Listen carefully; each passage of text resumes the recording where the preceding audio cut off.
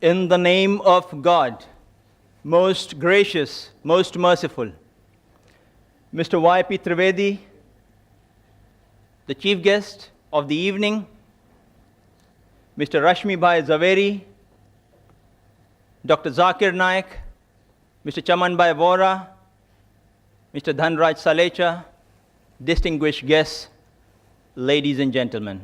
Assalamu alaikum. May peace be on you.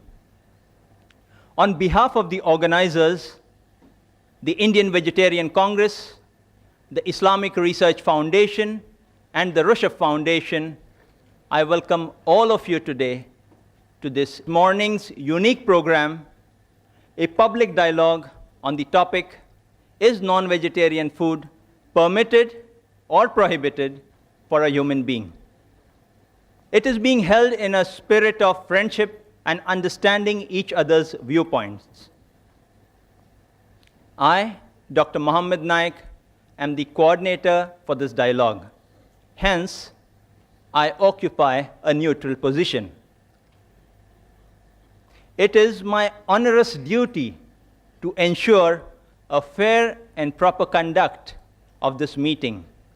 Therefore, I would request both our speakers as well as the audience to maintain due decorum for a healthy and lively debate, as well as a dialogue. Now we would have the past president of the Indian Vegetarian Congress, Mr. Jayantilal R. Doshi, welcoming and introducing the chief guest of the evening, Mr. Y.P. Trivedi.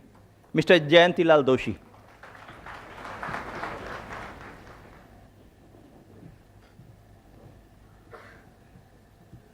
Mr. Y.P. Trivedi is a very senior advocate in Supreme Court of India and leading tax expert of Mumbai. His activity in economics field inside ex-president of Indian Mercantile Chambers and active members of chairman of many other institute, trade and industrial body. In professional field, he was president of Chambers of IT Consultant and vice president of IT Tribunal and Bar Association. In political field, he is traders of Maha Pradesh Congress Committee, BRSCC. He is also chairman and director of many public limited company, Reliance and Dana Bank. In education field, he was location of master's degree in Lower and Bombay University. He regularly continues articles of various in different papers and journalists. He has addressed a member of senior and meeting of Rotary, Lions Club, etc., and Air India and Doordarshan, etc. Thank you. Now we have Mr. Dhanraj Salecha, President of the Rushdie Foundation, presenting mementos to our chief guest, as well as garlanding him on behalf of the organizers.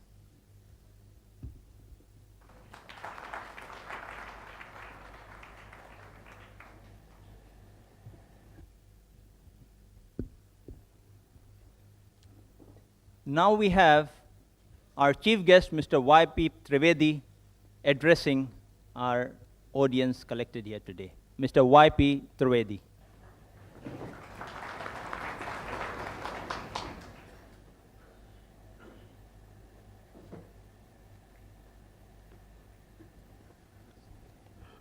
Dr. Zakir Naik, Mr. Rashmi Zaveri, Dr. Mohammed Naik, Dr. Dhanraj Salecha, Chimanlal Vora, and friends. I welcome all the speakers and all of you here to this very healthy debate which is taking place. I believe that this should be the beginning of similar debates which should take place in the times to come.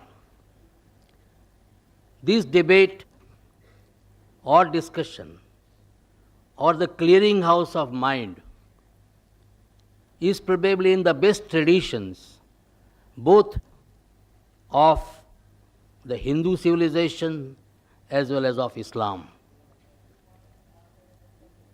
In our mythology and our history, we have such instances of such debates taking place in the courts of kings like Janak, when people from various shades of thoughts, because Hinduism was never following one particular pattern of thinking. There was Bhakti Marg, there was non-dualism, there was Advait Marg, there was Charvaks who did not believe in any god. So all of them, King Janak used to assemble them, provoking them to debate, not trying to influence anybody, but inviting the thoughts and then leaving the debate to the people at large to make up their own mind. So that was the tradition of our Hindu religion in this land of India. That was also the tradition of Islam. In the immediately succeeding years after the demise of Prophet Muhammad, Arabia was the place of learning, logics, mathematics, astronomy. All this was being discussed, and the great scholars of Arabia imbibed the thought, made inquiries, and transformed that knowledge thereafter to the Western world. According to me, the Renaissance movement in Europe owes its origin to the thinking of these Arab thinkers who were great stalwarts in their own time. We very often associate Arabia with thinking about Arabian Nights. But let me tell you that apart from the strides which they made in the field of fiction and some of the most imaginative fictions, at the same time in the field of science, technology, thinking, logics, mathematics, they made great strides. That is why today also, in spite of all the achievements, the West is still talking about the numerals as the Arabic numerals. And this is how Islam also in those days used to think openly. That tradition has been continued because I believe in the realm of King Akbar. He also used to call people from all religions, even the Christians who came at that time. They landed on the shore of India. They were also called and they were asked to explain what are the tenets of the religion. So this sort of a healthy debate is something which is an absolute necessity for the development of any cultured, civilized and tolerant society. Dr. Vora said that he is neutral. Let me tell him and all of you, I am also neutral. If I would not have been neutral, I would not have been made the chief guest. And I do not wish to desire to make any final comment on the subject. But one school of thought I would like to narrate here, which I read at some place, that all those animals in nature who are grass eaters, the animals which are thriving on leaves, they have got bovine teeth. They do not have canine teeth. All those animals which are eating flesh, meat eaters, they have got canine teeth, what we call rakshi. Human being is the one species which has got both bovine teeth as well as canine teeth. So it is very likely that nature wanted this species to survive. Nature considered that this species, human beings, are the most important species which should be there in this world. They should try to contribute, they should try to carry my message and take it further. So they wanted, the nature probably wanted this species to survive under all circumstances. Nobody can deny. Then the early Homo sapiens or Homo erectus, they are all flesh eaters. At that time there was no agriculture. If you look at the evolution as we now learn from science, it is only the advance of civilization that people started taking to agriculture. When they started taking to agriculture and started growing corns, Some of them became vegetarians, some of them remained non-vegetarian, some of them became the mixture of both. They also took vegetarian as well as non-vegetarian. And most of the non-vegetarian people today also eat vegetarian food as a part of their diet. I believe that in this aspect, when you are talking whether it is permitted or prohibited, we are talking about permission or prohibition by the religion.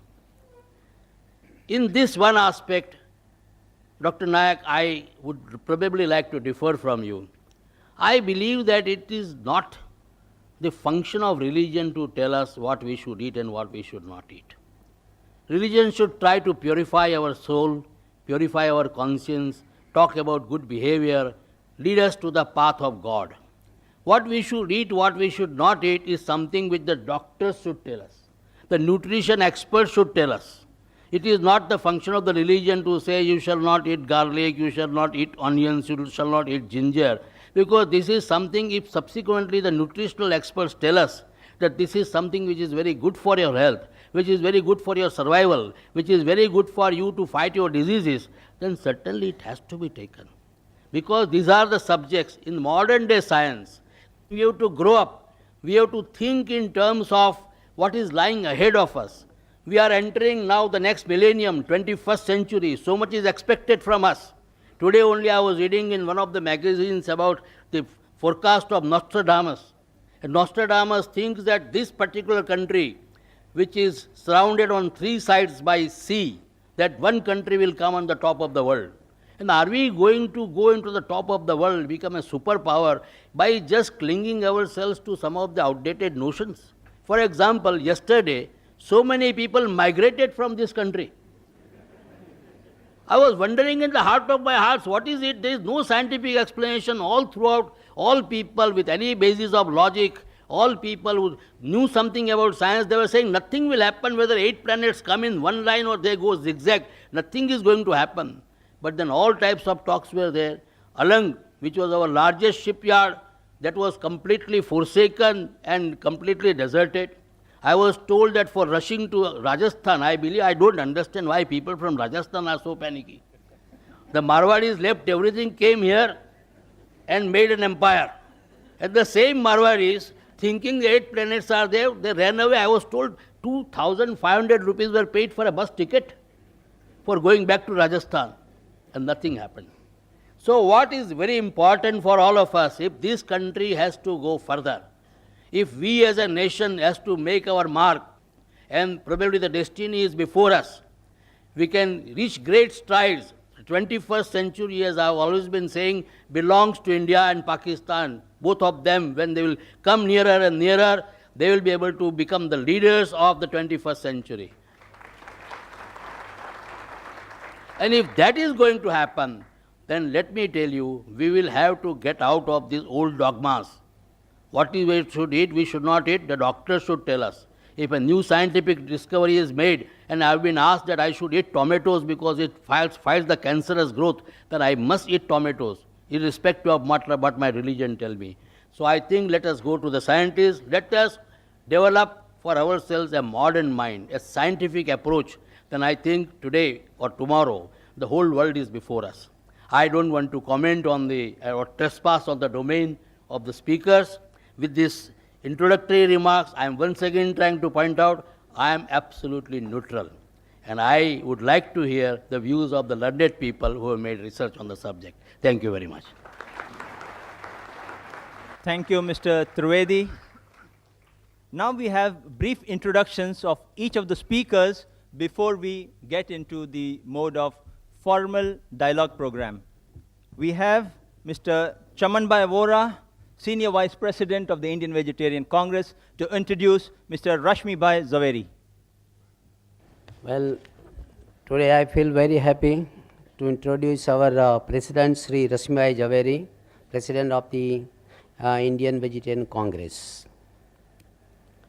I think this public dialogue will become very, very interesting, looking to the introductory speech given by our Chief Learned Guest Vice P. Trivedi. So let us hope for the very good dialogue.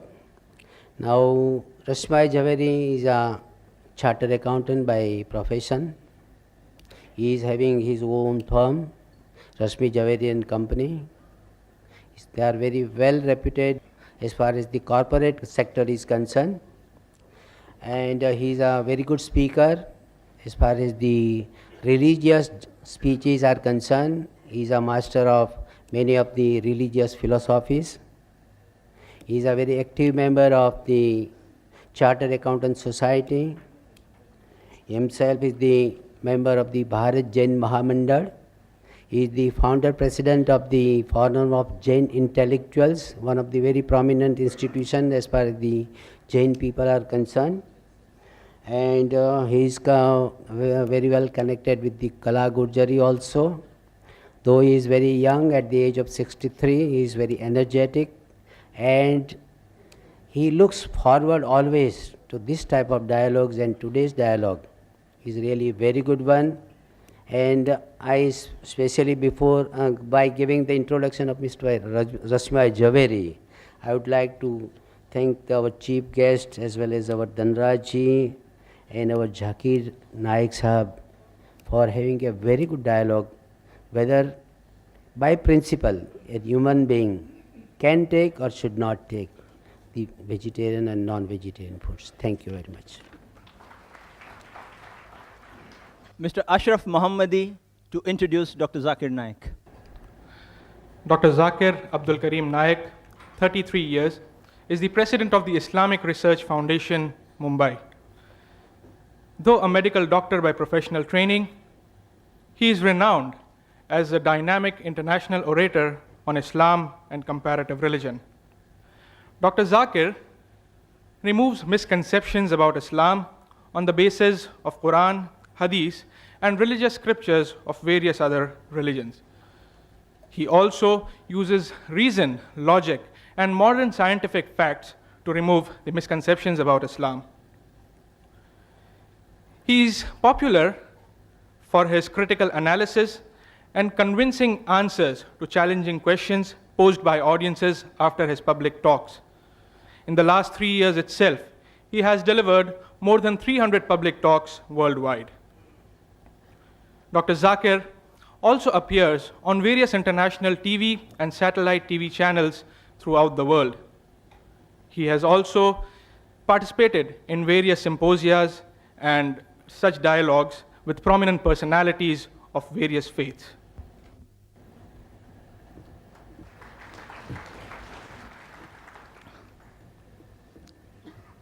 I have been asked by many persons, why are we having this dialogue, this topic, these speakers only?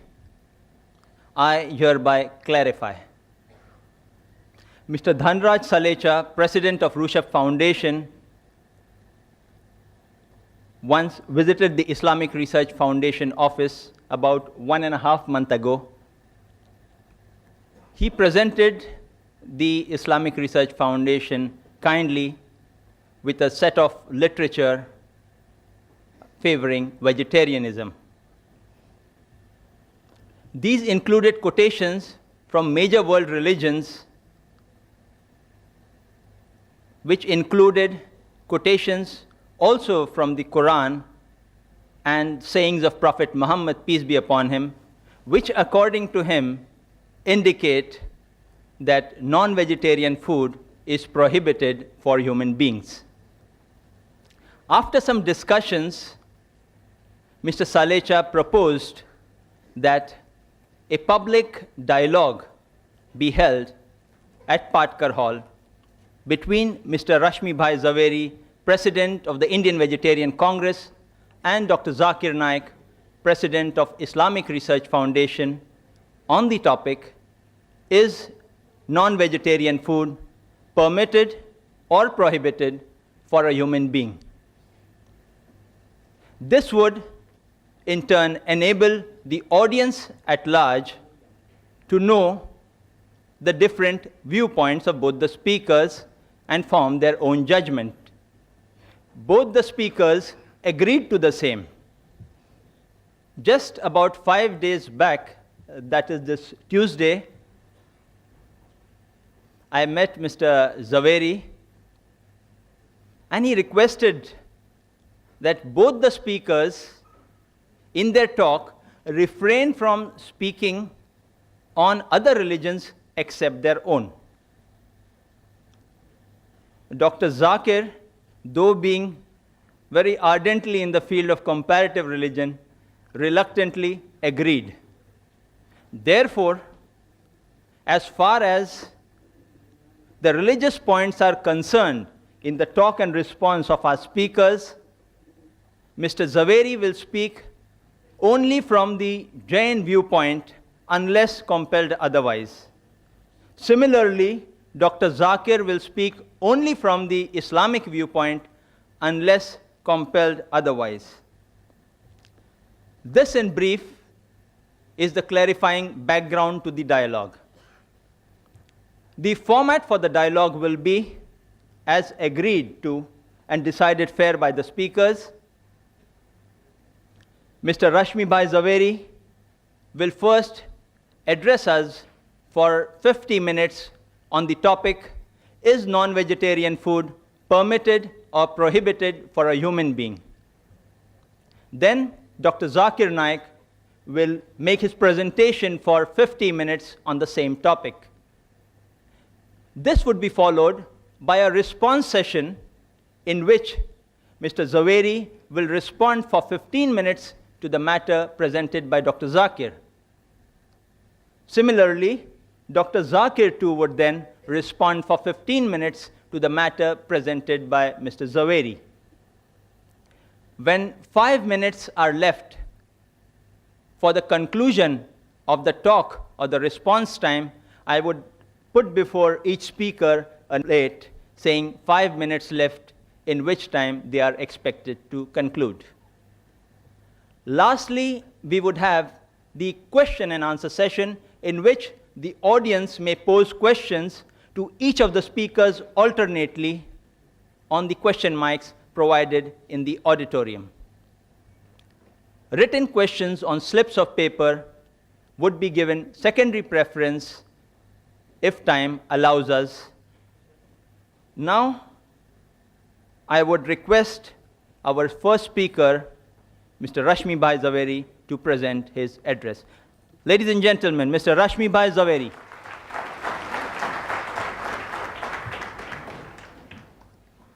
Before I start my talk, I am really very happy that this atmosphere of brotherhood, it has really moved me. And I will request Dr. Zakir Naik to come forward and let's have a Gale Lag Ja scene.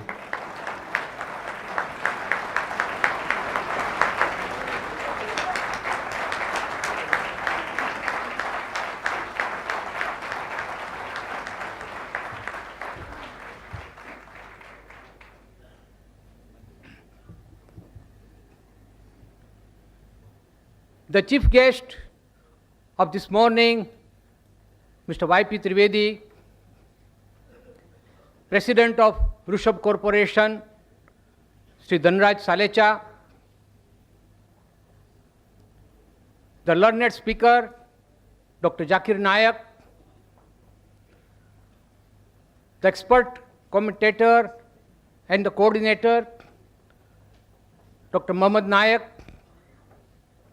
Vice President of IBC, Sri Chamanbhai Vora, other dignitaries on and off the dais, my friends, brothers and sisters. First of all, I must acknowledge the dedication, the sincerity with which all the three organizations, particularly Islam Research Foundation, has taken pains in arranging this lecture. I don't mind and I don't hesitate in saying the entire credit goes to IRF.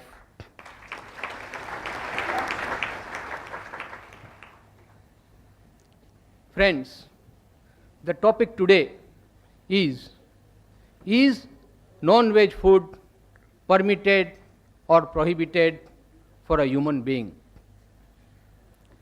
Any argument or any statement for that matter is always to be considered from a relative point of view. There cannot be any absolute truth, there cannot be any absolute statement that it is 100% prohibited or 100% permitted. So friends, let's see, as very rightly put in by Mr. Trivedi, who started the ball rolling, that we will not speak only from religious point of view. Religious has to enter. You can't divorce it from today's subject. But I would like to speak on this topic, that non-veg food is prohibited for human being from various angles. For example, geographical reason, historical reason, moral, ethical and religious reason, economical, environmental and ecological reasons, natural reasons and psychological reasons, and above all, medical reasons.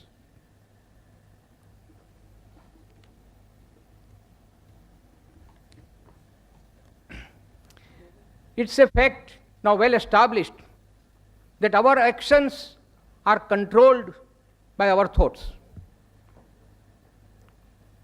What we think, we act. And our thoughts are controlled by our diet. As we eat, so we behave. And that's why the topic is very important, that we should choose our diet in such a way that our thinking is positive. The word positive will include everything. And believe me, friends,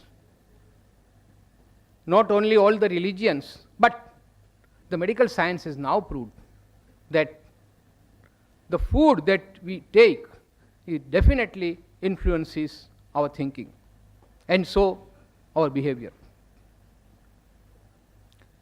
Friends, there was a time when there was no alternative available, as Mr. Trivedi rightly put. There were places on this world, and there are even now places where there is no availability of vegetation. It is simply not possible because of the extreme circumstances. But now the world has progressed so much that there is a very advanced system of transportation which is available to us. And any type of commodity, including food, can be transported from one part of the globe to another without any problem. Now that when we have got alternatives, we have to think about this, which alternative is better from all the angles that which I have described earlier. And that's why, friends, I am now coming to my topic proper, that non-veg food is not permitted now at this point of time, not only for India, but for other countries of the world also. First of all, I will say that all Indian philosophies have stated that we should not harm any living being, not only the living beings that we can see, but also those living beings which we cannot see, which are in air, fire, water, etc. But always there is a limit. It's very difficult for a human being to refrain from total ahimsa, total hinsa or violence because of his needs. So that is why Lord Mahavir stated that at least you limit the essential killings, but absolutely no killing for your own selfish motive or for your own needs of hunger, etc. And that is why under Jainism and most of the Indian philosophies, non-veg food is totally prohibited. Now this is a religious aspect. I will not go very deep into it. But the psychological aspect, the effect that non-veg food has on our thoughts and deeds. That is the most important part. The learned authors, I will not now quote the names of the books and authors because that will take time, but I have got all the authorities with me. It is said that veg diet reduces needless suffering in the world and also preserves our ecosystem. See, when I talk about alternative, you look here, you look at the wild animals who stay in jungle. Those who are carnivorous, they will restrict themselves to meat eating only. But those animals which are herbivorous, they will never go for meat eating. Only human being is such, because of some false notions, I will say. It is the human being has been both a carnivorous and herbivorous. As I said, if alternative is available, why should we go for unnecessary killing? The basic principle underlying this theory is non-violence, love, and compassion for animals, birds, fish, etc. Because flesh food falls in not essential category, while vegetarian food comes under essential category. Psychologically also, cruelty, instant impulses, urges, basic animal instincts, impatience are all the necessary consequences of flesh food. By eating animal flesh, man will ingest all the animal instincts, the 4 basic animal instincts of food, fear, possessiveness, and reproduction. These are there in man, I don't say no, but they are the basic instincts. We have got a reasoning mind. We can rise above these basic instincts. We can control our impulses and urges and then only we can become super animals or super beings. Otherwise, human being and animals, there is no difference at all. But man has additional quality called reasoning mind, which is blunted by the influence of flesh food, and man becomes more like animal. The scientific reason for this is that flesh is an integral part of animal body. It is full of tamasic value. There are 3 types of values: tamasic, rajasic, and sattvic. Tamasic, in short, is the brutal sense or brutal instincts of animal. A man becomes more like an animal. He is callous, he is cruel, he is ignorant if he is eating the food that is the part of the bodies of the dead animals. The crime rate is higher. Aggression is the natural consequences of flesh food. It distorts the thinking and reasoning. It is not only a problem by itself, but it creates many other problems like increase in crimes, cruelty, etc. The virtues like compassion, sharing, self-control are obliterated by the impact of flesh food. If we insist on treating animals more brutally, then our behavior will also become less human and more brutal. I will quote one shairi that what will happen if this animal instincts is so embedded in our heart, what will become of man? आदमी की शक्ल से अब डर रहा है आदमी, आदमी की शक्ल से अब डर रहा है आदमी, आदमी को लूट कर घर भर रहा है आदमी, आदमी ही मारता है मर रहा है आदमी, आदमी ही मारता है मर रहा है आदमी, समझ कुछ आता नहीं क्या कर रहा है आदमी. Friends, this is because the man has become an animal. He does not then distinguish between whether he is an animal or a human being, because this is the influence of the food, the flesh food that he eats. Flesh food is the cause of PMS syndrome, that is preposterous mood swing and psychological distortions. Thus, it is now established that if flesh food is the root cause of moral and spiritual degeneration. We at Indian Vegetarian Congress, we are working for important task, since it will lead to a more humane world at peace with animal kingdom and with each other. We at IBC define a vegetarian as one who does not at any time or under any circumstances eat meat, fish, fowl, eggs, or any other type of flesh food. Vegetarian does not come from vegetable. Now this is very important, friends, understand. The word vegetarian does not come from vegetable. The root is, it is derived from the word vegetus, vegetus, meaning whole, sound, fresh, lively. Nothing is more powerful than an individual acting out of his conscience, thus helping to bring the collective conscience to life. That is what Norman Cousins said. And what does Albert Schweitzer has to say? Until man extends his circle of compassion to all living things, man will not find peace for himself. It is a man's sympathy with all creatures that first makes him truly a human being. Now, friends, I will go next to the most important topic, and that is the medical viewpoint. It's a fallacy, friend. It's a myth to say that we don't get enough protein from veg food. And that is why a man must have flesh food that is rich in protein. I'll come one by one to these myths. First of all, I will first give you examples of those strong animals. Say elephant, say rhino.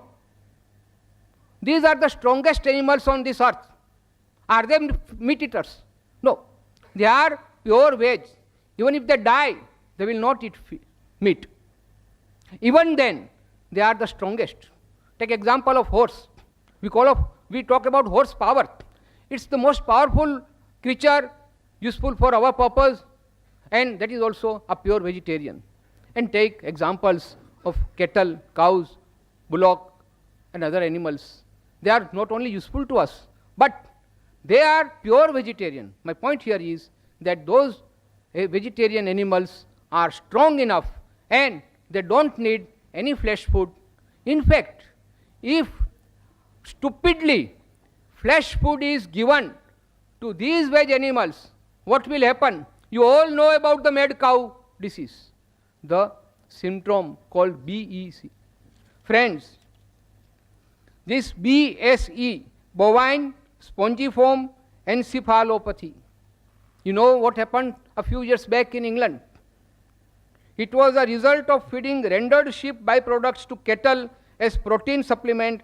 These sheep were infected with scrapie, an AC disease known for over 200 years. Now, if sheep food can make a cow mad, what do you expect the result on human being? Millions of innocent cows were killed mercilessly just because they were suspected to be infected with BSE, and that too for no fault of theirs, but the stupid ways of feeding sheep protein on absolutely unnatural diet for a cow.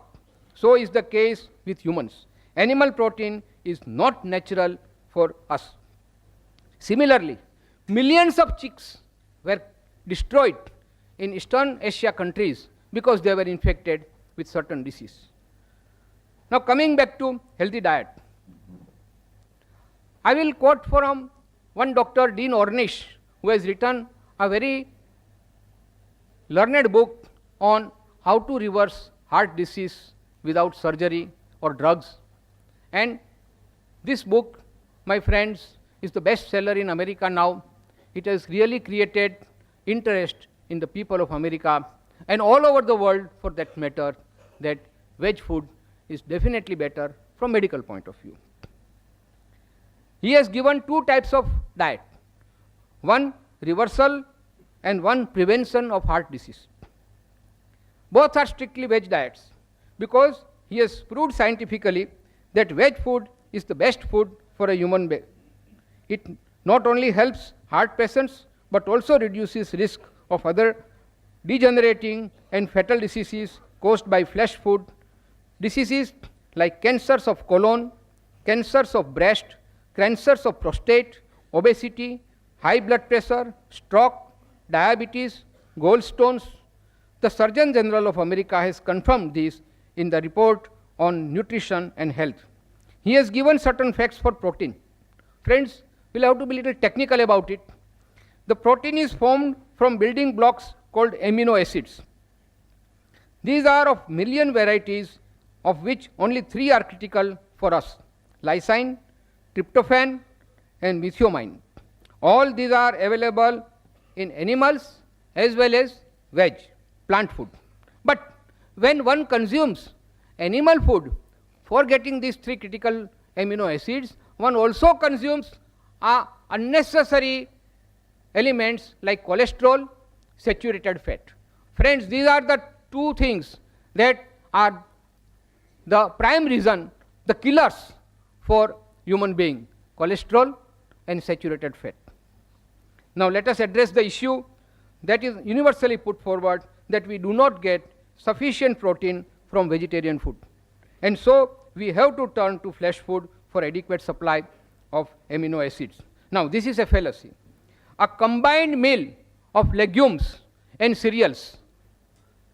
Legumes means dal, pulses, and cereals mean wheat, rice, etc. You have to combine these 2 and you get a complete balanced diet which provides complete protein, which is not different from protein found in eggs or meat, but without cholesterol and animal instincts. One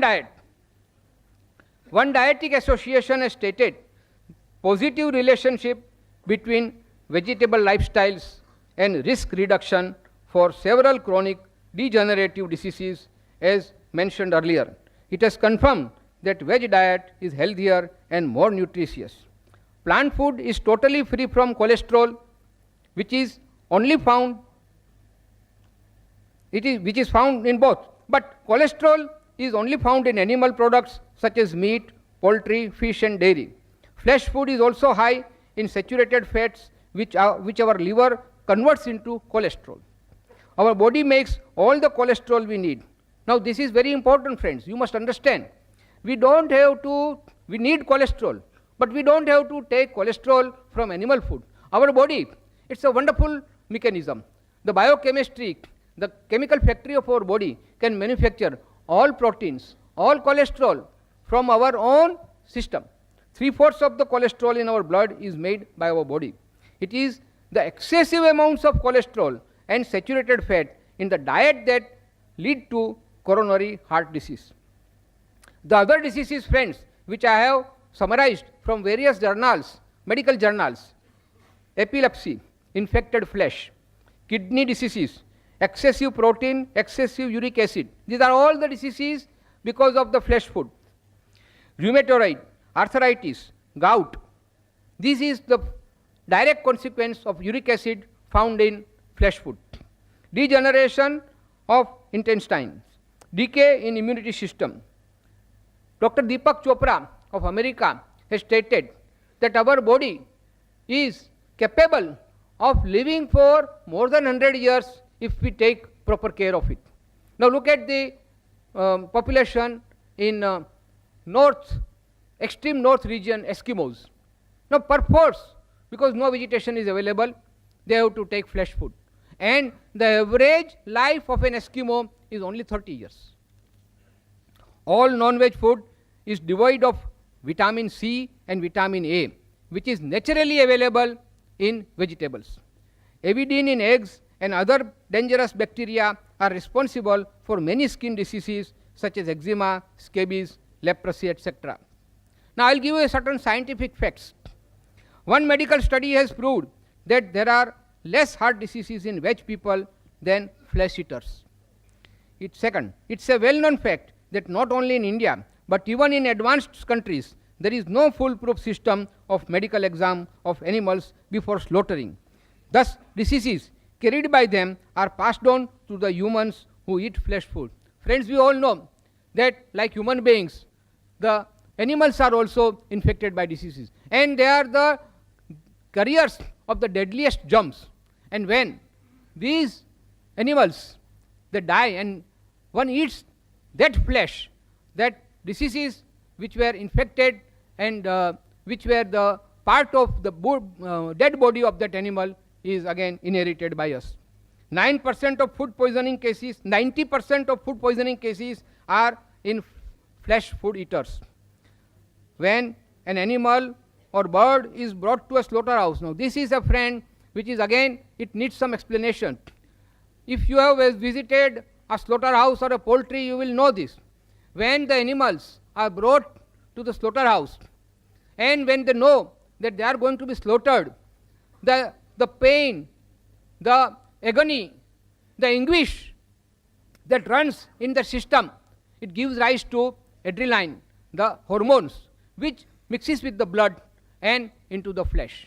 Now these instincts of fear, anguish, anger, despair, all negative points are then becoming part of the flesh food and it passes on to the person who eats. And that is why, friends, I say that when one eats flesh food, he becomes more like animal and less like a human being. I will now turn to the fallacy that eggs are necessary for growing children because they contain protein. As I said, excessive protein is more harmful than useful.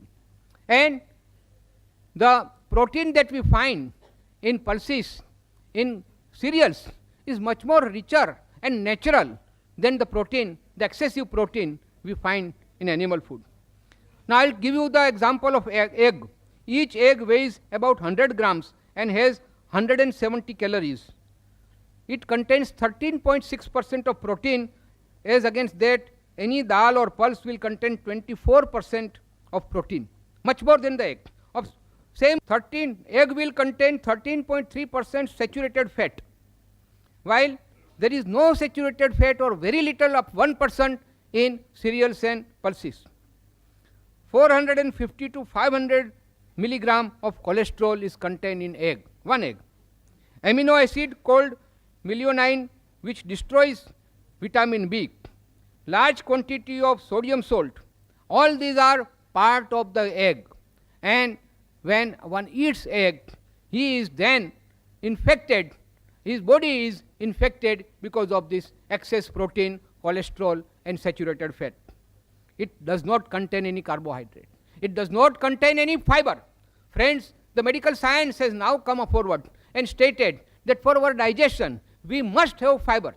And fiber is found only in vegetable food and not in the flesh food at all. Now, cost-wise, I am only comparing the egg now. Cost-wise, for 1 gram of protein, the cost of egg is 4 to 5 times more than the pulses, wheat or soybean. Cost of 100 calories, it is almost 10 times the costlier than the pulses. Thus, pulses, wheat, etc. are not only cheaper, but they provide other important nutritions like vitamins, minerals, fiber, etc. Now let's take a look at the poultry farming. Now they call it poultry farming, it's a totally misnomer. I tell you, sir, it is a poultry factory. The way in which the birds are stored there, they have to climb upon one another to eat or drink because there is not sufficient space. Even the poultry people, they say that this is our factory and these are our merchandise, they are goods, nothing but our products. We are not concerned whether they are living beings or not. They are totally devoid of any compassion, any karuna, and that is why these things are also reflected in the birds. The birds are stored like commodities. They are fed unnatural food and administered drugs which are harmful for humans only to speed up their metabolism so that they can produce more eggs. The poultry people are only interested in making profit. And the result of this, they die premature death. It affects physical as well as mental health, intellectual and emotional growth. Egg is poison for children. Egg begin to rot immediately unless they are put in deep fridge. But when they are marketed, they are they prone to decay and disease faster. Vegetable egg is again a myth. It's a fallacy. No egg can be a vegetable egg. It's an animal product only. It is definitely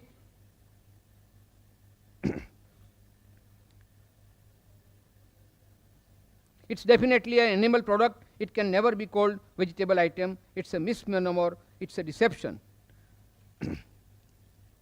Friends, I will now turn to the economical aspect.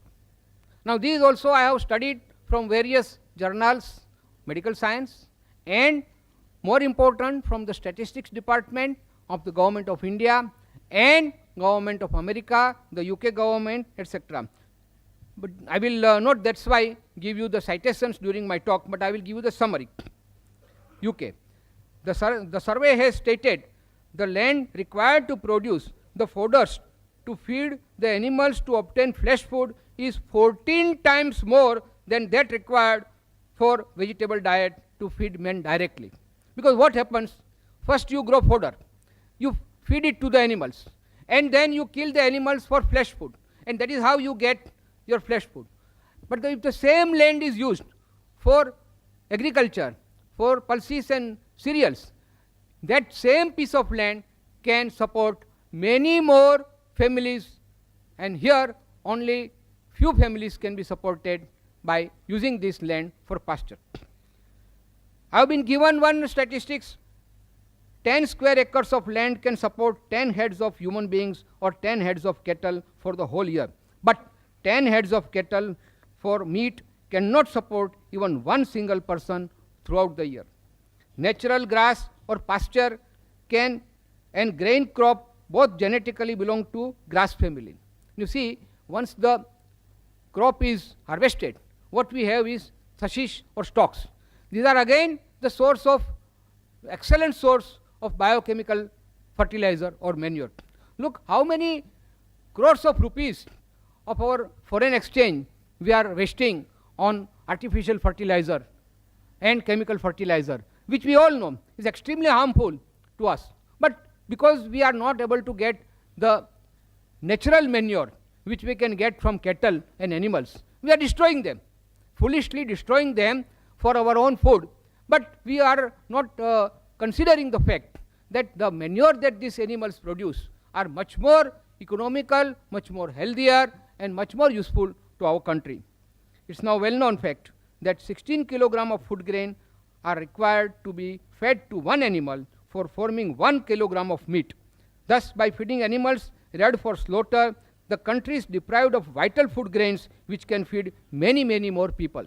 So, not only for growing food, but also for pasture and for manure, we require land. The human oncogene work done by Professor Wilbing from Massachusetts, it is stated that to obtain 1 calorie of animal flesh, 7 vegetable calories have to be spent. Then the study further shows that the land needed to graze one average animal can sustain 5 average families. I will not burden you with facts and figures, but the summary of all this is that it is very economical to feed people on veg diet rather than on flesh food. Now let's take the other point of view of economy, ecology, environment, slaughterhouses, etc. Production of animal flesh food require more land, more water, more food grains for feeding animals meant for slaughtering. Now this will again destroy or rather disturb the balance of our ecology and environment. Because the resources are always limited, we have to make best use of that. Either we grow crops or we rear animals for slaughtering. And look at the way the slaughterhouses work, how they are maintained. It's simply a hygienic horror. The conditions are appalling and totally unsanitary all over the world. Yesterday only on internet I got a report from foreign countries, advanced countries of America and France, that the conditions of slaughterhouses there also, it is reported, are totally unsanitary. I got a copy of white papers from Government Accountability Project of America, fighting filth on the kill floor, a matter of life and death for America's families. Slaughtering of animals meat processing plants, and finally most unhygienic ways of transport and sale of flesh food has made flesh food totally unfit for human consumption. And do not think for a moment that imported, packaged, nicely packaged meat or canned meat is totally hygienic. No, my dear friends, that is also coming from those slaughterhouses where all these things which I have stated of medical science will apply. Not only that, they add certain preservatives, certain chemicals, certain additives which will keep the meat fresh. Environmental consciousness in India and abroad has now driven many people to vegetarianism. Environment friendly veg foods are now available. The craze now in all over the world is to go for environmental friendly veg food because it is considered friendly and healthy. The green factories or glass houses are now exporting plant food, including fruits, to those countries which cannot grow them because of climate. The modern transportation system has given a much better alternative for food choice. In fact, for developing nations like India, government and NGOs should give more emphasis on larger production of more exports of plant food, which will serve the economic development of our country. Now look at the pollution. The pollution caused by legal and illegal slaughterhouses is terrific. The discharge of effluents from even so-called modern abattoirs is in the open and exposed to elements and public gaze. The carcasses of animals, the flow of blood, the horrible stench, etc. will add to the pollution. Ecological balance. Utility of animal world for human welfare cannot be overemphasized. Both are interdependent. Cows, sheep, fish, frogs, etc. are much more useful to us alive than dead. Then why should we kill our friends and our helpers to satisfy our taste buds? We should not be so much ungrateful, my friends, to our lesser beings. We call them animals or birds. Look at it from another point of view of natural manure. I have already stated that the animals produce much more natural and healthy manure than the artificial manure. Artificial chemicals, manures cost us dearly. Now again I'm coming back to our economic term. We are importing artificial chemicals for manure purposes. That is again a drain on our exchequer. Friends, I will now briefly give you historical and geographical views. I have already touched upon it. Historically, in certain dry areas of miles and miles of desert where no vegetable can ever grow, maybe only food for survival was the animal food. Geographically, I stated as like Eskimos, there was no alternative. But once we have got this better alternative, which is healthier, which is more economical, which is more eco-friendly, why not go for such food? And friends, I will now go to the most important point, which will prove my point beyond any doubt that why man is vegetarian by nature. I have got some 16 points here to compare how our body is built up. As Mr. Trivedi has started the ball rolling in this fashion of bovine teeth and non-bovine teeth. Now I will first say about herbivorous. Teeth of herbivorous animals are embedded in the jaws, short, blunt, close to one another. While in carnivorous, they are sharp, pointed, long and conical. The 2 or 4 teeth that we have got, like some people say they are like dog animal. They are not for meat eating, but they are found also in apes and chimpanzees, and which are fit for plucking the fruits and eating the fruits. The claws, no sharp nails for herbivorous, they are fit to pluck fruits only, while in carnivorous, the sharp nails helps in tearing apart the prey easily. Jaws and chewing habits. Jaws of herbivorous will move up and down, left and right, that is in all directions. They swallow their food after chewing, while the carnivorous, the lower jaw moves upwards and downwards only. They swallow their food without mastication. Now friends, you go on comparing this. I will only say herbivorous and carnivorous. It is for you enlightened friends to see how our human body and parts of our human body will fit, whether it will fit with herbivorous animals or with carnivorous animals. Tongue. The tongue of herbivorous is quite smooth, while that of carnivorous is very rough. Water drinking habit. That's a very important thing. My friend Dr. Paresh Dalal told me. He said that these herbivorous animals, they drink water with lips by suction, while all the carnivorous, they drink the water with tongue, they lap up. We don't do it. We always use our lips. Now come to the length of intestine. Longer intestines are found in herbivorous, about 4 times the body length. This cannot quickly expel the flesh food, while in carnivorous, smaller size of intestine, almost equal to the body length, and helps to expel flesh food before it gets contaminated. Liver and kidney.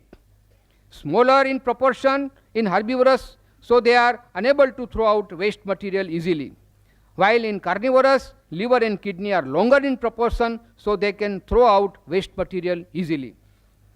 Digestive system. There is a less hydrochloric acid in digestive system of herbivorous, thus flesh cannot be digested easily, while obviously in carnivorous the quantum of hydrochloric acid is much more, and that is why they can digest the flesh food, but human being cannot. Salvia. In herbivorous, like human being, the salvia is alkaline and contains ptyalin, which helps in digesting carbohydrates found in the grains, while in carnivorous there is the salvia is always acidic. The blood pH is alkaline like human being and herbivorous, and acidic in carnivorous. The blood lipoproteins. Human blood lipoproteins is similar to all herbivorous, while it is not similar to that of carnivorous. Sense is weak. All the senses, particularly the eyesight, is weak in herbivorous and very powerful in carnivorous. Sound, the voice is not, the herbivorous sound or even the human sound is not frightening, unless of course we can make it now frightening. But by nature, the sound of all herbivorous is mild, while that of carnivorous like lions and tigers is very coarse and frightening. And lastly, infants. Normal sight power of right from, now see the young ones of herbivorous, right from the moment of birth they can see very clearly, while all the infants of carnivorous wild animals are blind at least for a week. Now friends, it is for you to justify whether man fits by nature in this category of herbivorous grain eaters or in the category of carnivorous, the flesh eaters. Now friends, I will now tell you about certain great persons who condemned flesh food. Looking at the world's history, we find that all great scholars, philosophers, scientists like Einstein, artists like Leonardo da Vinci, poets like Milton, Pope, Shelley, and writers like George Bernard Shaw, and religious leaders, of course, of the world. Now, who are those people? The mathematician, the Pythagoras, the Plutarch, Newton and Einstein, the scientist, Dr. Annie Besant, Reverend Dr. Walter Walsh, George Bernard Shaw, Tolstoy, the Greek philosopher Socrates and Aristotle. They are all enlightened people, and they say, yes sir, they say that blessed are those with noble qualities of tolerance and compassion, love and non-violence, who are not flesh eaters. Now friends, I will quote from George Bernard Shaw, which is very famous and widely published. We are living graves of murdered beasts. Listen what he says. We are living graves, moving graves of murdered beasts, slaughtered to satisfy our appetites. Like carrion crows, we live and feed on meat, regardless of the sufferings and the pain. Doctors once advised Bernard Shaw. He was very ill. He said that you must take some meat soup. Bernard Shaw said, I'll prefer death than to have anything with flesh food. And believe me, friends, he survived, and the doctor turned vegetarian. In the similar way, Mahatma Gandhi, his son was very sick. He was advised meat soup, and he refused, and the son survived. Why I am telling you, friends, all these things? That Mr. Trivedi said, yes, medically, whatever the doctor says, we have to accept, no doubt. But as I said in the very first thing in the beginning, I said, everything is relative. When doctor says something, he will say only from medical point of view. And friends, we are not living here. We are here on this earth, not only to survive. Survival is important, but not at the cost of others and inflict pain on others. Thank you very much, friends. 21st century will belong to vegetarians. Okay, I think I have made my points on very general terms, friends. I will tell you that I know those who are regularly flesh eaters are coming from some culture, some family, some faith, and that is why they have never applied their mind. And that is what Mr. Trivedi stated, that we are here today, we have gathered here, let us apply our mind, that not only from religious angle or from our social angle, because I have seen, I'm not afraid to say that many of our Jain friends, when they go to certain gatherings, because they are afraid of the social status, they start eating meat. I don't like that. But then it is for everybody, whether he is a vegetarian or a non-vegetarian.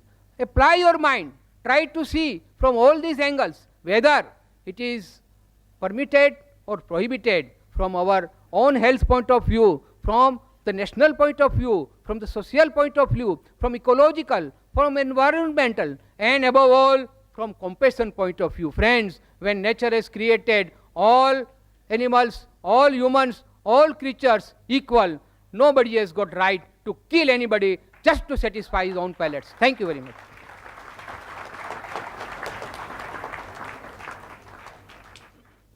Ladies and gentlemen, Dr. Zakir Naik to present his talk.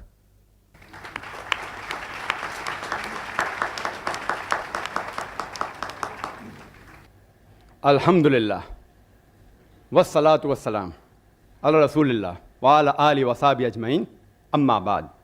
A'udhu billahi minash shaitanir rajim, bismillahir rahmanir rahim. Ya ayyuhal lazina amanu, awfu bil uqud, uhillat lakum bahimatul anam, illa ma yutla alaykum. Bismillahir rahmanir rahim. Rabbi shrah li sadri, wa yassir li amri, wa hlul uqdatam min lisani yafqahu qawli. Respected Mr. Rashmibhai Zaveri, Mr. Trivedi, Dr. Muhammad Naik, the respected people on the dais, my respected elders, and my dear brothers and sisters.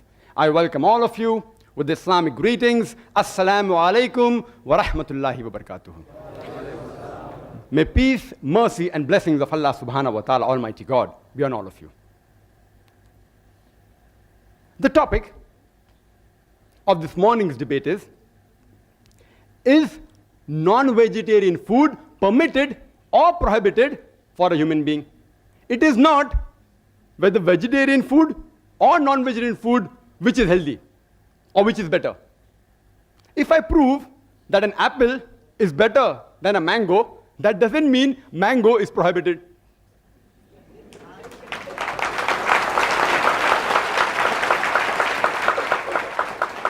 This statement is sufficient to end the dialogue for me, but I have to reply.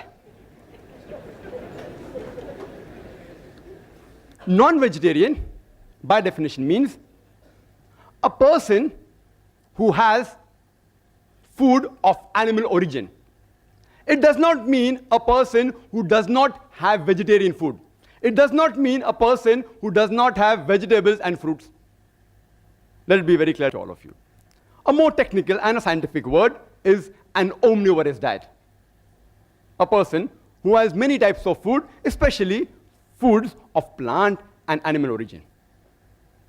Vegetarian, as Mr. Rashmibhai very rightly said, it doesn't come from the word vegetables. It comes from vegetas, which means full of breath, full of life. He didn't give a better explanation. We can talk about it. And he didn't speak. There are various types of vegetarian. We have fructarian, who only eat fruits and nuts. Then we have the vegans, who don't have any animal products. We have lacto-vegetarian, what I believe Mr. Rashmibhai Zaveri is, they have milk. We have the ovo-vegetarians who have eggs. We have the lacto-ovo-vegetarian who have egg and milk also. We have the pesco-vegetarian who eat fish. We have semi-vegetarian who also have chicken. This classification is done by the Vegetarian Society, not by me. And you can name another 20. Time doesn't permit me. I would like to state a quotation by Dr. William T. Jarvis. Dr. William T. Jarvis, he is the advisor to the American Council of Science and Health, ACSH. And he's also the professor of public health and preventive medicine in the Loma Linda University. And he's also the founder and the president of the National Council Against Health Frauds. And he's the co-editor of the book, The Health Robbers, a closer look at quackery in America. Most of the quotations are from America. And according to him, he classifies vegetarian based on the behavior standpoint into two categories: pragmatic vegetarian and ideological vegetarian. A pragmatic vegetarian chooses his diets on objective health reasons. He is more reasonable in his approach rather than emotional. The ideological vegetarian, on the other hand, he chooses his diet based on a principle, which is based on an ideology. He is more emotional rather than reasonable. And Dr. William T. Jarvis says, one can spot an ideological vegetarian by his exaggerations of the benefits of vegetarianism. And you could see that in the talk which preceded my talk. Exaggeration of benefits of vegetarianism and the lack of skepticism and the overlooking of the fact that extreme vegetarianism can lead to potential health risks. He says that the ideological vegetarian, he pretends to be like a scientist, but he's more like a lawyer than like a scientist. And you could see that in the talk by the learned speaker. More like a lawyer than like a scientist. They gather data and information selectively against the information which is against the ideology. This may be good for a debate like the one we are having, but not for engendering scientific understanding. Dr. William T. Jarvis says that ideological vegetarianism is filled with hypotheses. It is filled with extremism from which even scientists and doctors are not immune. And that you can see the quotation. Mr. Rashmibhai Zaveri has said several diseases. And it's possible for me to refute each and every, but if time permits. He's talking about science, but the approach was not scientific. All can be prevented very well. Prevention is better than cure, is the base of the medicine, which time will not permit me to go into health reasons, etc. In the rebuttal, if time permits, I'll try and cover most of the other aspects. And health, I will try and cover in the rebuttal. Let's analyze the various reasons why a person chooses a food habit.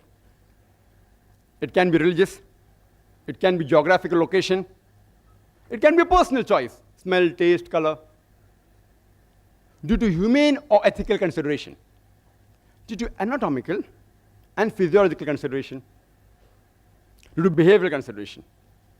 It can be due to ecological and economical consideration.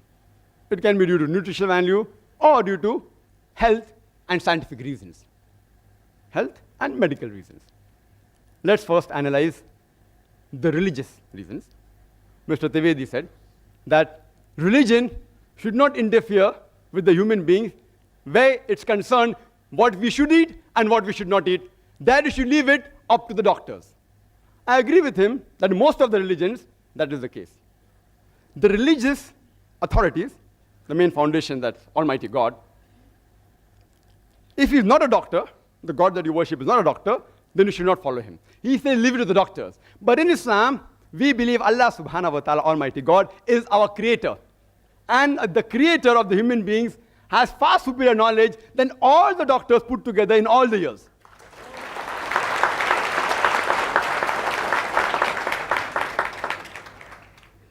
And you can find the statements, as Mr. Rashmibhai Zaveri said, all from doctors. He's quoting from these books, which I think is available for sale outside, all these books. I will touch on some of these points, all out of which many are fictitious. Fictitious don't exist at all. Some are irrelevant, some are untested, and some are truths which are half-baked truths. I would like to make one point crystal clear. That while I prove undoubtedly that non-veg food should be permitted for the human beings, I do not have the slightest intention to hurt the feelings of any vegetarians. And while I prove logically and scientifically that non-veg food is permitted, and if someone feels hurt, his sentiments are hurt, I apologize in advance. I sincerely apologize.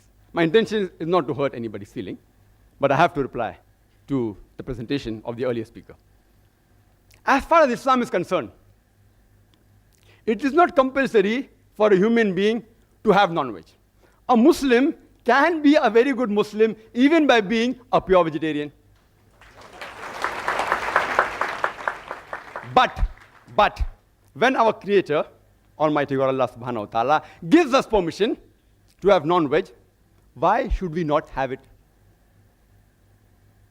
And I started my talk by giving a quotation from the glorious Qur'an, from Surah Ma'idah, chapter number 5, verse number 1, which says, Ya ayyuhallazina amanu, O you believe, awfu bil uqud, uhillat lakum bahimatul anam, illa ma yutla alaykum. Fulfill all your obligations, and lawful for you for food are all four-footed animals with the exceptions named. Quran further says in Surah Nahl, chapter number 16, verse number 5, that cattle has been created by God for you. In it are various benefits. You derive warmth, and of the meat you can eat. The same message is repeated in Surah Mu'minun, chapter 23, verse 21, that you can have the meat of the cattle. Let's analyze the geographical reasons and the surrounding environment. And as we know, it influences a person's food habit. Like people living in the coastal region, the Konknis, they have more fish. People living in South India, they have more rice. People living in the deserts, where there's scarcity of vegetation, people mainly survive on the flesh of animals. The Eskimo, the Arctic region, where there's scarcity of edible vegetation, they survive more on seafood. And Mr. Zaveri said that he knows that vegetable is not available in certain parts of the world, but today, due to advancement of transportation, we can supply them with vegetables. I would request the Indian Vegetarian Congress to supply, at least give the transportation cost, that's all, to supply to the Eskimos, to supply to Saudi Arabia. You get vegetables in Saudi Arabia, it is more expensive. Why? Because the cost of transportation. That makes it more expensive. It is illogical and unscientific to spend more money to buy a food which is less nutritious. Let's analyze the humane reasons, the ethical reasons, and the pure vegetarians. They say that all life is sacred and no living creature should be killed. They fail to realize that today it's a universal fact that even plants have got life. So the main argument on killing a living creature doesn't hold good today. Previously, maybe, a couple of centuries ago, it may have held some weight, but today it carries no weight. Then they further argue today and they say, yes, we know that plants have got life, but they can't feel pain. Therefore, killing a plant is a lesser crime and lesser sin as compared to killing an animal. Today, science has further advanced and we have come to know that even the plants can feel pain. They can even cry.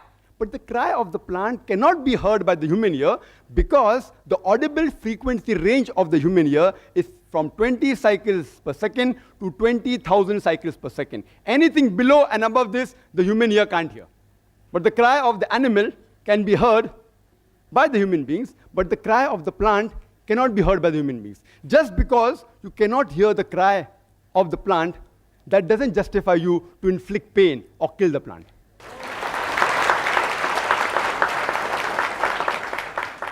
There was an ideological vegetarian who had a discussion with me and told me that, Brother Zakir, I know that plants have life, they feel pain, but plants, they have got about 2 senses less as compared to the animals. I said, for sake of argument, I agree with you. But then I asked him a simple question. Let's suppose your brother is born deaf and dumb, cannot hear, cannot speak, 2 senses less. And when he grows up, and when someone comes and murders him, will you go and tell the judge, oh me Lord, give the murderer less punishment because my brother had 2 senses less? In fact, you will say, usne to masoom ko mara hai. He has killed an innocent person. Give him a bigger punishment. And further, if you analyze that in Islam, as far as living creatures are concerned, there are 2 types, broadly classified 2 types. Human beings who are living creatures and non-human being living creatures. As far as killing the human beings are concerned, Qur'an says in Surah Ma'idah, chapter number 5, verse number 32, that if any person, if anyone, kills any human being, unless it be for murder or for spreading mischief in the land, it is as though he has killed the whole of humanity. And if anyone saves any human being, it is as though he has saved the whole nation. If any person kills any human being, Muslim or non-Muslim, unless it be for murder or for creating mischief, Quran says he has killed the whole of humanity. If you save any human being, you have saved the whole of humanity. As far as non-human being living creatures are concerned, no human being should harm them unnecessarily, should not kill them unnecessarily for sports or for fun or for target practice. But if it is for your security and for your safety, you can stop them, you can even kill them. Or if you want for lawful food, but not just for fun and frolic or for hunting. Even if I agree that the plants are a lesser species as compared to the human beings, if you take the life of one animal, an average animal, it can feed about 100 human beings. For the same 100 human beings, you may have to kill more than 100 plants. So is it preferable to take the life of one living animal or the life of 100 living plants? Which is a bigger sin? Is it a bigger sin to kill 100 human beings who are handicapped or kill one healthy human being? Which is a bigger sin? You decide for yourself. There is a vegetarian society by the name of World Foundation on Reverence for All Life. Most of the quotation which he gave is from here and from these 3 books, most of them, almost all. The name of the foundation is World Foundation on Reverence for All Life. They forgot to mention except plant life in bracket. And it says, all creation is one family. All life is sacred. What kind of an ideology is this, that you permit the killing of one family member, but do not permit the killing of the other family member? It's illogical and unscientific. In America, there are vegetarian society who take students to slaughterhouses and they make them see the bloodshed and convert them to vegetarianism. It is like a doctor taking the young girls to observe and watch a difficult childbirth and then say, that's the reason you should not marry and should not have children. These are unethical forms of mind control. Unethical. Unethical. In fact, we should teach our children that when vegetables can be grown for food, why can't animals be raised for food? All life is sacred. I agree. Unnecessary killing them is wrong. But for a requirement, lawful food is permitted. Let's analyze the anatomical and the behavioral consideration. And there were a list of various things mentioned by Mr. Zaveri. You know, he was reading from a paper at 100 miles per hour. I was trying to note down. How many disease? I, being a medical doctor, can answer, but how much can I answer? To name 10 diseases will take few seconds. To reply all 10 will take more than an hour. And here I listed a lot. I'll just try and tell you that if you go to authentic books, not researches made by ideological vegetarians, most of the answers are given on the medical aspect. Considering the anatomical and the physiological aspect, and rightly said that if you observe the teeth of the herbivorous animal, the cow, the goat, the sheep, they have a flat set of teeth. They only have vegetables. If you observe the teeth of the carnivorous animal, lion, tiger, leopard, they have pointed set of teeth. They only have animal flesh. Not non-veg, animal flesh. They are not called as non-veg animals. They are called as carnivorous animals. There's a difference between carnivorous and non-veg. Non-veg actually is omnivorous. But if you analyze the set of teeth of the human beings, we have got flat teeth as well as pointed teeth. If Almighty God, our Creator, wanted us to have only vegetables, why did He give us these pointed teeth for what? And Mr. Zaveri said, these pointed teeth, they are not referring to the dog. They refer to the apes. He doesn't know the scientific meaning of the word canine. Comes from the root word caninus in Latin, which means of dog. And canine means pertaining to the family of Canidae, like wolves, dogs, etc. Scientists have given this name. Canine, meaning pertinent to dog. And he said, it doesn't look like the teeth of dogs. It refers to teeth of apes and monkeys. I believe in agreeing with the argument and proving my point, then you disprove him. It's easy. Even if I agree it is the teeth like the monkeys, do you know monkeys also have non-veg? They have the lice.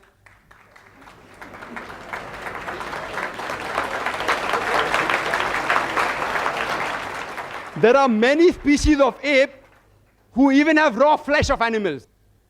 Many species of apes who have raw flesh, they're omnivorous. Who says they're carnivorous? They're omnivorous. They aren't pure veg also. And many species are even called as cannibals. Some species of apes and monkeys. If you analyze the digestive system of the human being, it can digest both veg as well as non-veg. If Almighty God wanted us to have only vegetables, why did He give us a digestive system which can digest both veg as well as non-veg? And Mr. Zaveri said that we cannot have raw flesh. I agree with him, most human beings cannot have raw flesh.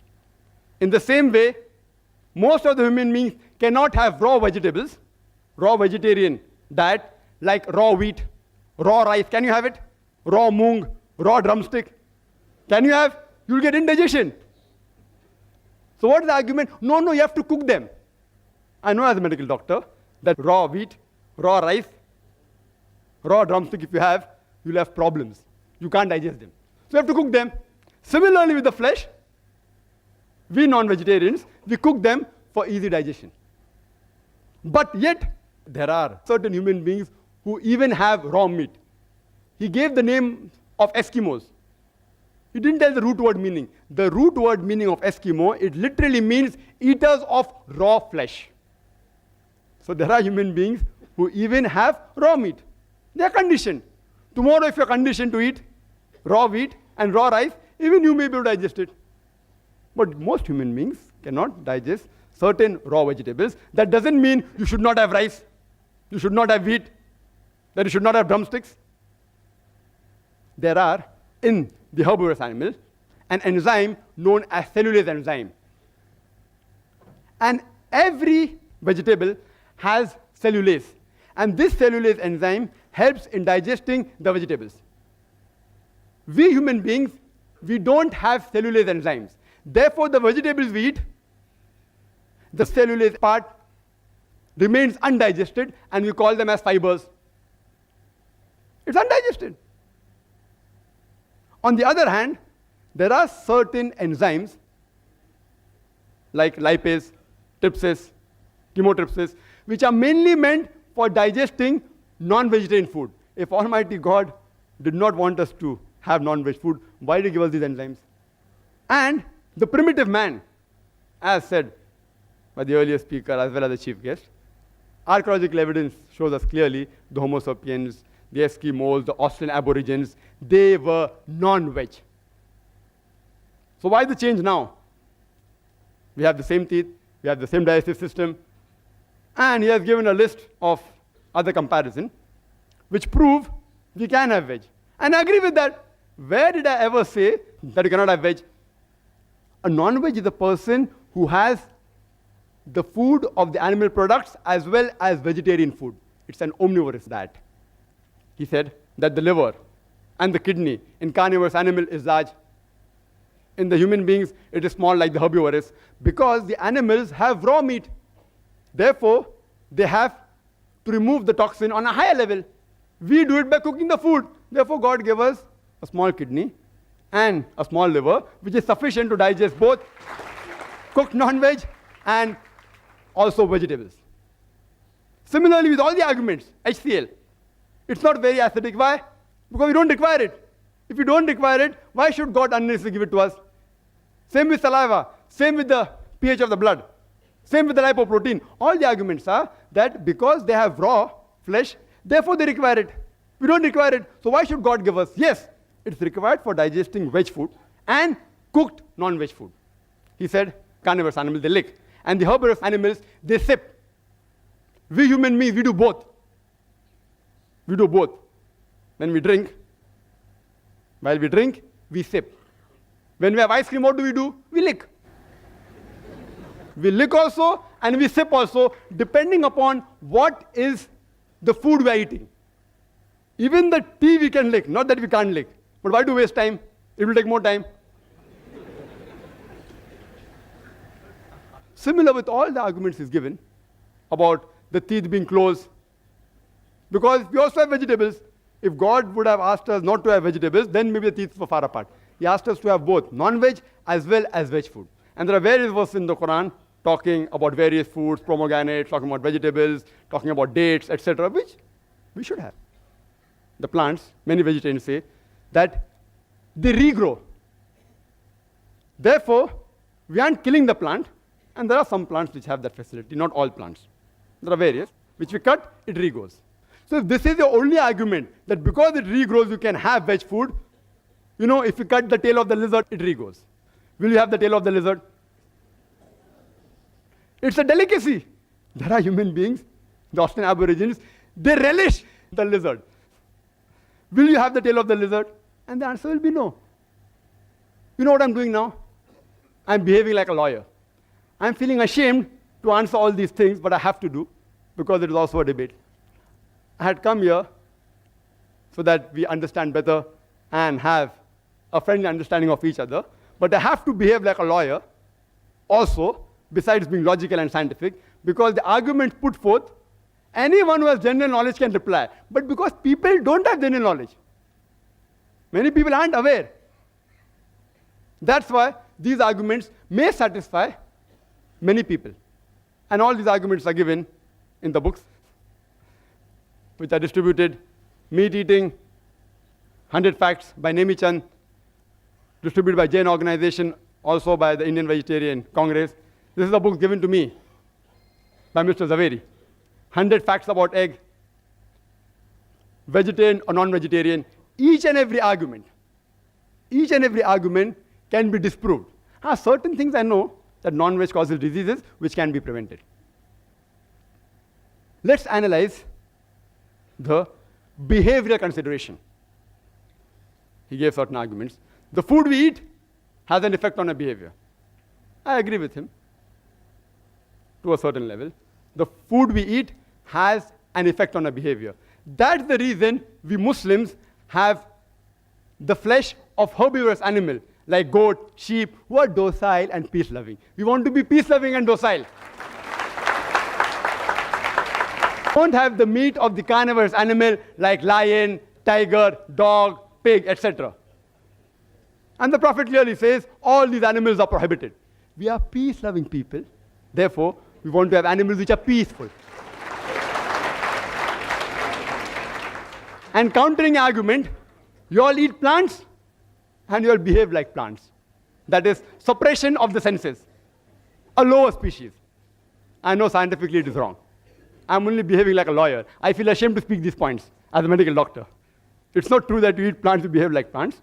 But the argument he has put forth, I'm giving a counter reply. You eat plants and you behave like plants, weak and suppressed, can't move properly. I'm sorry. I really apologize. I apologize. I have to reply to the arguments. I apologize if I've hurt the feeling of any vegetarian. It is not scientifically true. It's just an argument, a counter argument. Further, he gave the list of various peace-loving people like Mahatma Gandhi, and I respect Mahatma Gandhi because he has done certain good things for India and humanity.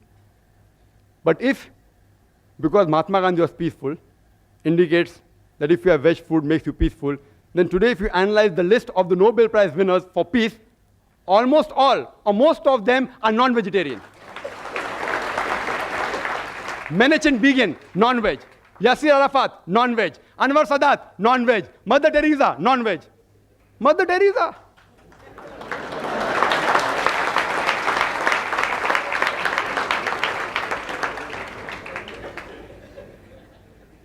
I want to ask you a simple question. Which man in the history of humankind is known maximum for killing maximum human beings? Can you guess? Hitler, Adolf Hitler. He has killed 6 million Jews. Was he a non-veg or veg? Vegetarian. Anyhow, there are crusaders of vegetarians.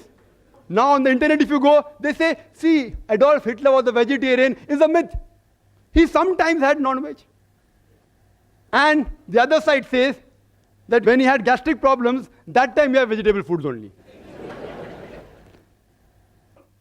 To tell you frankly, on a scientific viewpoint, I do not consider the diet of Hitler to be responsible for him killing 6 million Jews.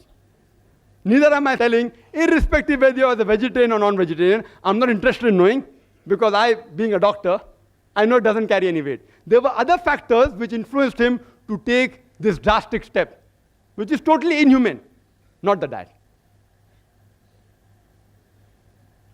There are various researches done. There have been research in America on a group of students who are pure non-veg and on a group of students who are veg, pure veg. And they analyzed that the group of students who were non-veg, they were less violent and they were more social. But it's a research. It's not a scientific fact. I will never use this as an argument to prove that non-veg food makes you peaceful. No. I'm a doctor, more of a doctor, as well as lawyer were required because I'm in a debate. There are researches, but these researches aren't scientific facts. Most of the statements what Mr. Zaveri made, all were researches, not scientific facts. There is not a single authentic medical book which says that non-veg food in general should be prohibited. Not a single. All these are researches, like the research done by this person in America. Then they say that veg food makes a person intelligent, and he gave a list of great names. Albert Einstein, and Isaac Newton, etc., etc. If we analyze the list of the Nobel Prize winners in all these years, majority were non-veg, majority. And today, animal behavioral scientists, they say that the carnivorous animal should be more intelligent than the herbivorous animal in order to catch the prey. If he's not intelligent, how will he catch the prey? But anyway, I'm not going to use this as an argument, therefore non-veg food makes you intelligent, because these things don't actually affect a human being. The diet does affect a human being, but these arguments don't affect. These arguments don't affect. And all the other arguments given, they don't carry weight actually. There are people who give examples that non-veg food makes you strong is a myth. It's a scientific fact mentioned in several medical books, authentic, that non-veg food is good for health. It does have disease also, you can prevent them. There are proteins, which I'll come to it later on. And to counter-argue that, they're giving an example of Yadunath Singh Naik. Has anyone heard of him? Yadunath Singh Naik. In the army, it is mentioned in this book, Vegetarian or Non-Vegetarian, Choose Yourself by Gopinath Agarwal. Yadunath Naik, being a vegetarian in the army, in wrestling he defeated 2 non-vegetarians. Therefore, veg food makes you strong. I feel ashamed to reply to these arguments. I feel ashamed. It's a known fact that the title holders of world wrestling, yes, there are vegetarian wrestlers also, but if you compare with the full world, almost all the title holders of world wrestling are non-veg. The person known in bodybuilding maximum, who is he? Arnold Schwarzenegger. 13 times world titles he got. 7 as Mr. Olympia, 5 as Mr. Universe, and 1 as Mr. World. What was he, veg or non-veg? Non-veg. The boxer Muhammad Ali Cassius Clay, non-veg. Mike Tyson, non-veg. Yes, of course, non-veg food does add to the strength. That is a scientific fact. That's the reason that if you analyze that when a person is convalescing from a disease, it's preferable non-veg food. Not that you have to have non-veg, it's preferable, egg, etc. And I'll come to it later on. And then they give an example of a wrestler, Professor Ram Murthy. Never heard his name. He says it's a world famous wrestler. Who has heard of him? Anyone has heard of him? Professor Ram Murthy? No one. World famous. Where do you get this news from? World famous. Then they give the example of Parmajit Singh in London, pure vegetarian, who skips 2,000 times a day. Therefore, vegetarian food makes you an athlete.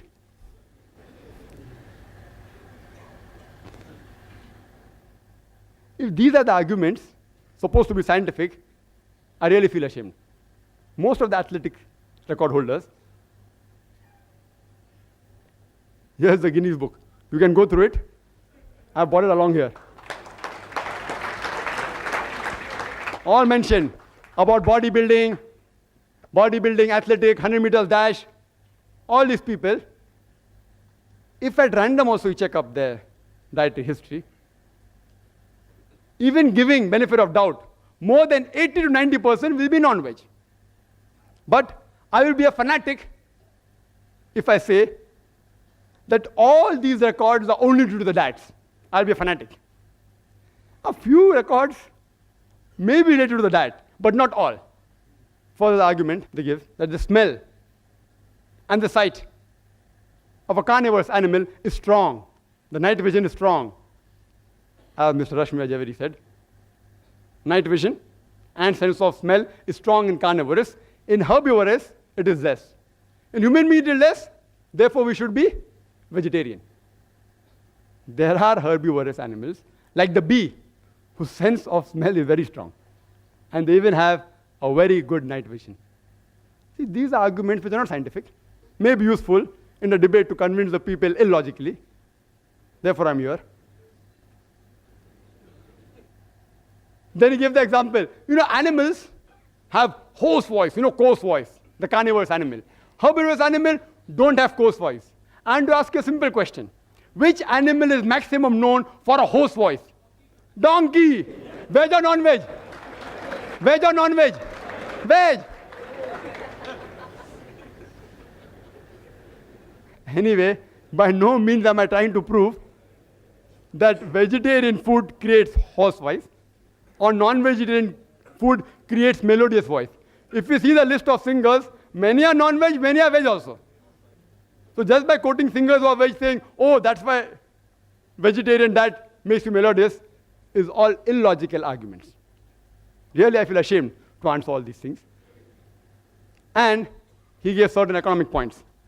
That economic reasons why we should have vegetarian food. It's more economical, according to Mr. Zaveri. And he gave several statistics, so many calories, so many this, so many tons of protein, which is mentioned here. From where they get the statistics, God alone knows. And he mentioned some protein. It's also mentioned in this book that 1 kg of animal protein that we get, we have to feed so many plants, etc. Therefore, it is equivalent to 7 kgs of veg protein. So if you're having meat for 1 kg protein, you are taking 7 kg vegetables. Therefore, vegetable is cheaper. How they get this kg of proteins, I being a medical doctor don't realize. Is it kg of food or kg of protein? And if I agree with them, I agree with them. Okay. You say, for sake of argument, 2 plus 2 is 5. I agree, and then ask you, let's see, take 2 rupees, give me 5 rupees. Take 2,000, give me 5,000. Similarly, if I agree it is right, all the statistics, then I tell that the vegetarians, they should thank the non-vegetarians. You know why? Because if we would not have slaughtered the animal for food, it would have lived for another 5 to 10 years. And in that time, you would have had the vegetables of 7 to 8 people for a few years. So you should thank us from preventing the animal from eating your vegetable food.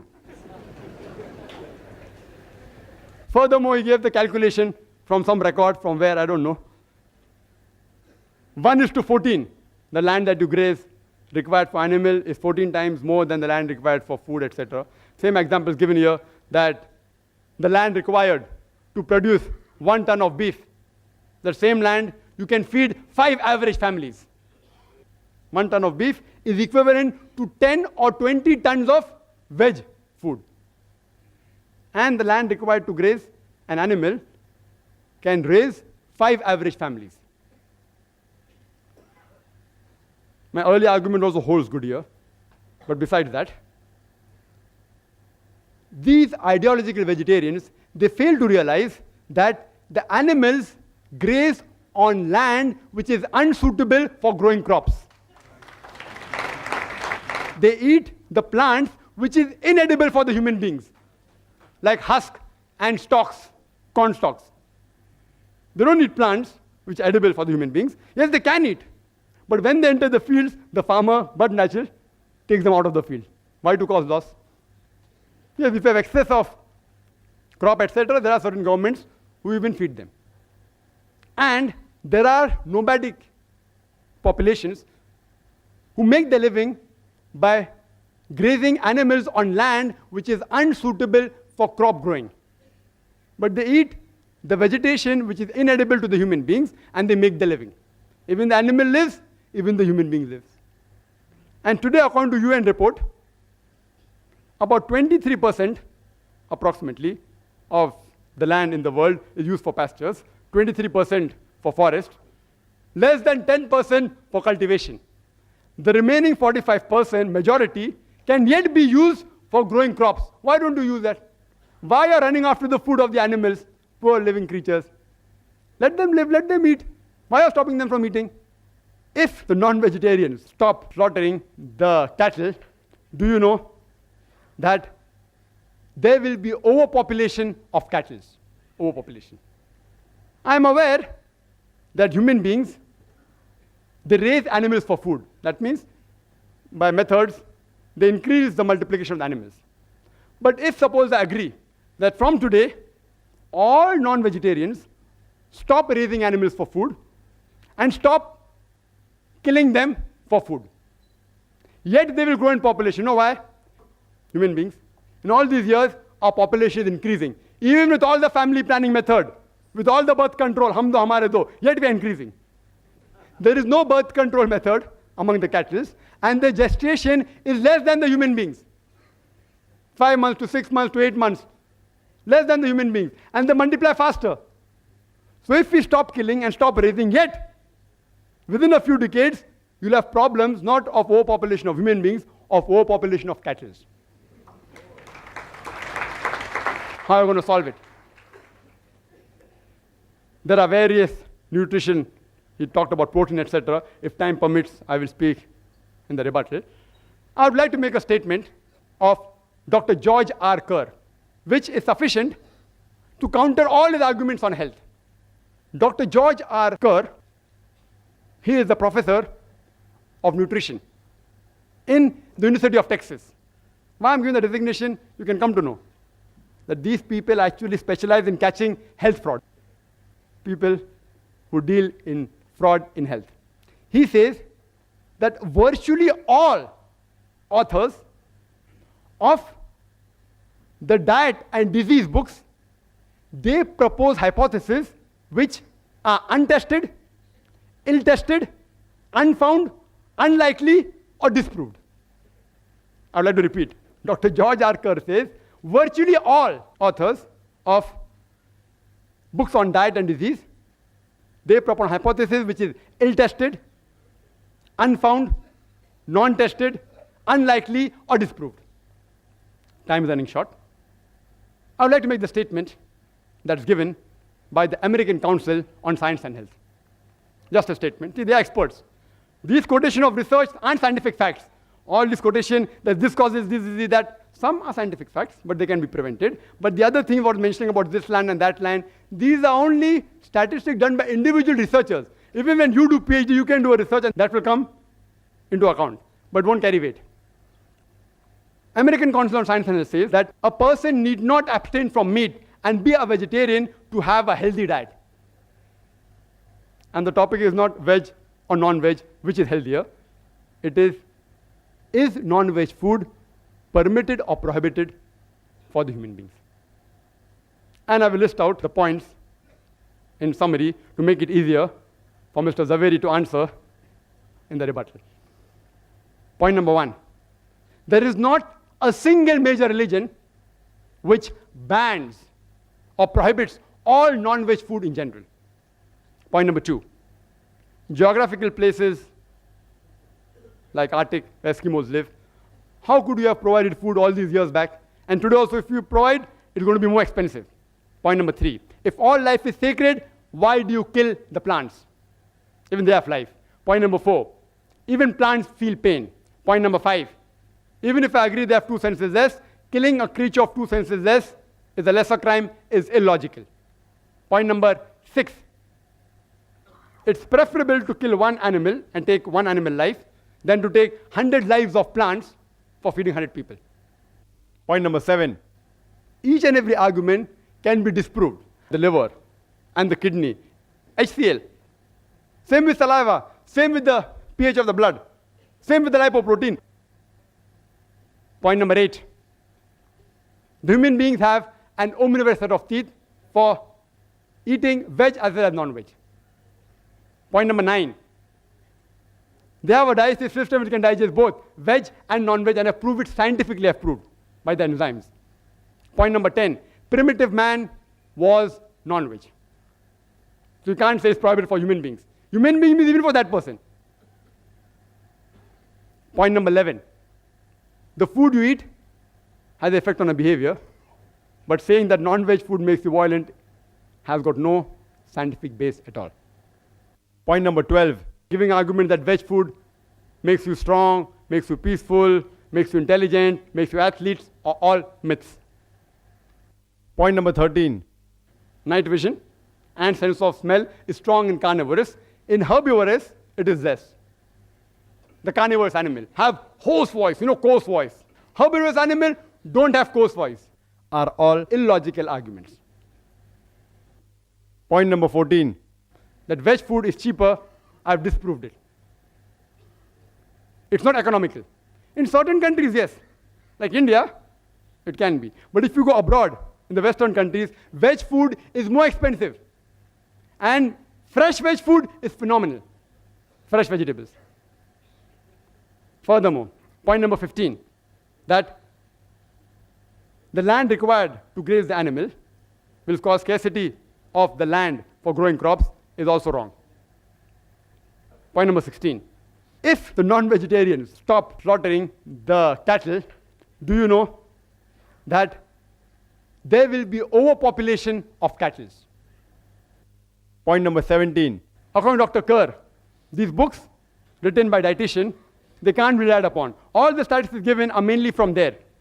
There is not a single statement, point number 18, in any authentic medical book which says non-veg food in general should be banned.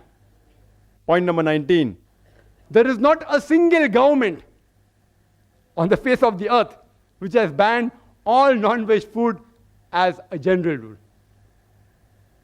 And point number 20, that even the American Council on Science and Health has said that for a healthy diet, being a pure vegetarian is not required.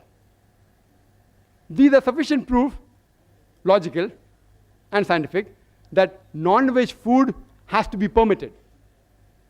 If Mr. Zaveri doesn't agree, I request him to answer scientifically, not by comparison on just researches. But yet if Mr. Rashmibhai Zaveri doesn't reply to more than 20 points which I've put forth, yet I will not ask him to become a non-veg. Because I'm not a fanatic non-vegetarian. I'm not. Yet if you want to continue eating vegetarian food, I have got no objection. It's a personal choice. It's a personal choice.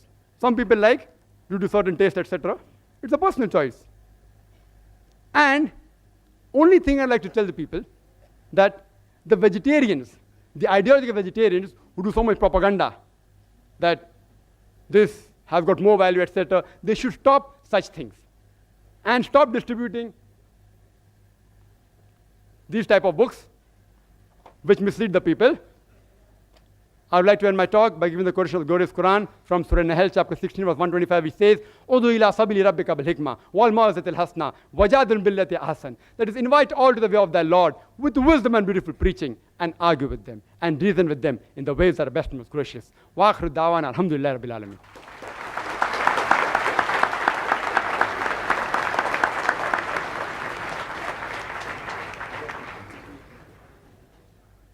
I now call upon Mr. Rashmibhai Zaveri to present his response to Dr. Zakir Naik. Ladies and gentlemen, Mr. Rashmibhai Zaveri.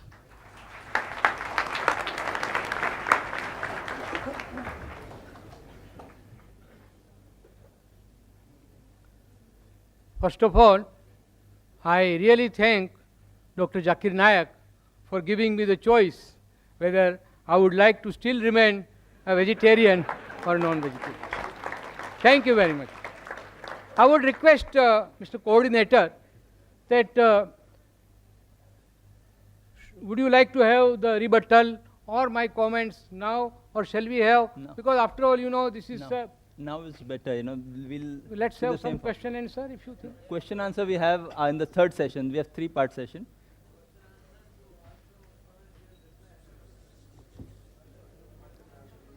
Yes, Mr. Zaveri, you can continue.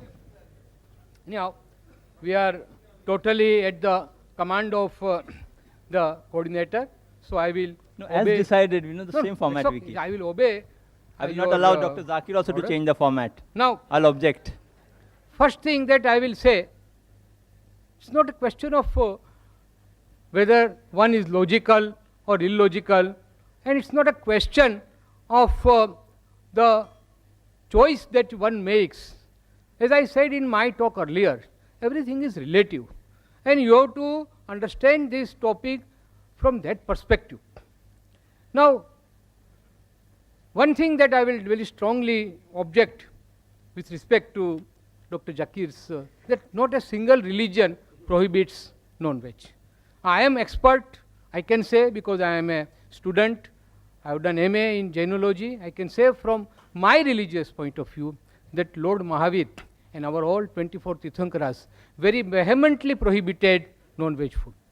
I have already given you some quotations. You see, mainly arguments of Dr. Dean Ornish is based on the fact that non-veg food contains excessive protein, cholesterol and saturated fat.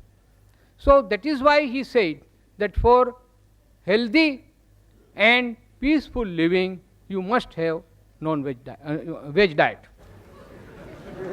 Now, he said that plant has also got life. No, it is not only proved by Dr. Jagdish Chandra Bose, but even our Lord Mahavir. He stated 2500 years ago that not only plant, air, water, fire, minerals of the earth, they all have life.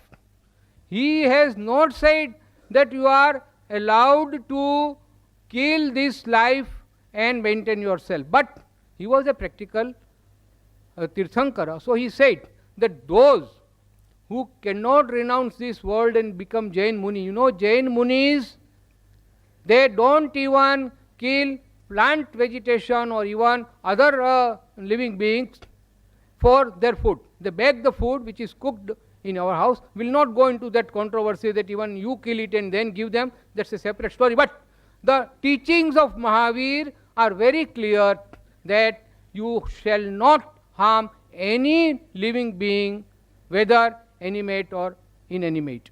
Now, because of certain constraint for those people who cannot renounce the world, he has said that at least you can avoid essential killing. He has said that even if you, when you have food made out of plant, it is violence, it is hinsa, but it is necessary. So what I prohibit is unnecessary killing. Friends, this is a very sharp distinction, but very important distinction we should make, that if the alternative is available, we should not go for that alternative which compels us to kill and eat our own fellow creatures.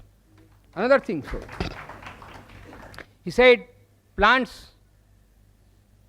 In my talk I stated about plant food, and he said that even a lizard can grow tail. That's the only exception. The plants, you pluck fruits, they will give you more fruits. You cut their branches, more branches will grow. See, there is no end to such argument. So let us restrict our argument to this. About medical science, and he rightly stated that medically also he has given certain things. I have also stated. Now it is for the enlightened audience to decide whether the scientific facts that I have given are correct or he has given. It's okay. It's a question of argument. Now he has conveniently forgotten. Please excuse me, I am telling because I am trying to rebut your things. The psychological aspect. When we consume animal food, we also inherit certain animal instincts. What have you to say? Please, in your rebuttal, you can say that. Now, doctors also, most of the doctors prescribe raw vegetable. Now, coming to cooking, most of the doctors prescribe raw vegetables for healthy diet. Only that food or cereals which will not be proper for a human being to consume raw, that only can be cooked. But as far as possible, and in our Indian Vegetarian Congress, we always, whenever we have a meeting, we have most of the food raw, uncooked, and that is more healthy according to us. About the books, these books were not given by me to Dr. Naik, and it was given by my friend Mr. Salecha, who approached me. That's okay, it's nothing very important. Now, I will tell you one thing, that you cannot alter the truth by just loud applause. Okay. If you are impressed by my argument, you may applaud me. Or if you are impressed by the other argument, you can applaud that. But I firmly believe that just because some arguments are appealing to you and you applaud them loudly will not alter the truth. And I have referred to about one book, Dr. Deepak Chopra. He has also written many books. He is also a physician, practicing physician, like Dr. Dean Ornish. He has also conducted researches, and he has come out with a theory that your food will have a terrific effect on your impulses and urges, your physical development, psychological development, and emotional development. You know, most of the psychological and emotional distortions are because of the flesh food that one eats, and that is why it is prohibited. It is totally illogical to say that by eating animals you are helping vegetarians. We should not worry about the animal population because nature is quite capable of taking care. Why? Because we are rearing more animals for killing. That is why if we are not doing it, look at the jungle. Everywhere the natural cycle is there. Balancing will take care of itself. Nobody has to worry about it. Now, as per the history that Mr. Trivedi also referred, and also Dr. Zakir, now I will tell from Jain historical point of view that in our Jain scriptures it is mentioned very clearly that those persons who were living in prehistoric stage, they lived under a tree and they were sufficiently provided by trees. They did not have to go for any killing. Friends, I am of course given more time, but I really personally feel that let's not have a sort of dialogue or arguments between. I would like very much the audience to participate and have more time for question and answer. Thank you.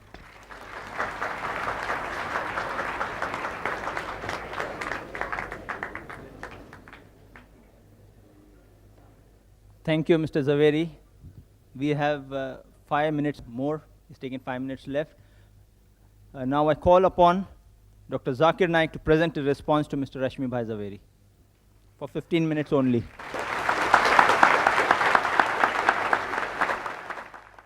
Alhamdulillah. Wassalatu wassalam. Ala Rasulillah wa ala ali wa sahbihi ajmain. Amma ba'd. A'udhu billahi minash shaitanir rajim. Bismillahir rahmanir rahim. Wa qul ja'al haqq wa zaqal batil. Innal batila kana zahuqa. Bismillahir rahmanir rahim. Rabbi shrah li sadri wa yassir li amri wa hlul 'uqdatam min lisani yafqahu qawli. The respected people on the dais and my respected elders and my brothers and sisters, I welcome once again all of you with Islamic greetings. Assalamu alaikum wa rahmatullahi wa barakatuh. May peace, mercy and blessings of Allah subhanahu wa ta'ala be on all of you. I have not conveniently forgotten anything. If you realize I spoke maybe half minute more than the time allotted, so how can you say I conveniently forgot? If you give me even 5 hours more, if you're willing to stay, because you were the person who kept time restrictions, less time 30. I had to bargain for 50 minutes. I would love to speak for 2 hours. Even full day, I can do it because I'm a marathon speaker. Alhamdulillah. I'm a non-vegetarian.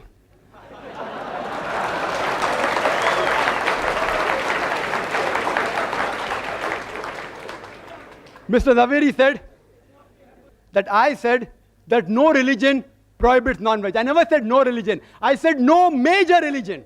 It's being recorded. No major religion. And Jainism is not a major religion. According to the books you gave me, you gave certain books, Jains are only 0.4% of India, 0.4. Less than 1%. Can you call it a major religion? In India, leave aside world out of the question. Negligible. I am very clear-cut in my statement. Regarding the argument on Jainism, I can reply, but the coordinator won't give me permission. I am restricted to Islam. I can reply even on Jainism. I am a student of comparative. Excuse me, sir, you can't interfere when the speaker is speaking. Whether saying I did not say, you can very well see the video cassette. There is not a single major religion which bans or prohibits all non-veg food in general. You can see the video cassette. Ask your question in question time, please. Don't get irritated. The diet will help you. Don't get irritated.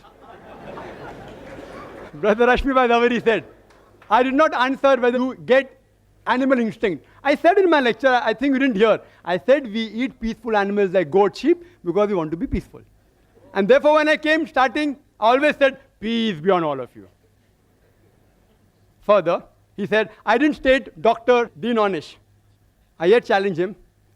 If his book is referred by any authentic medical college, authentic book, not just dietary books, that answer I already gave by Dr. William T. Jarvis. Even scientists and medical professionals are not immune to the ideological thinking of the vegetarians. They aren't immune.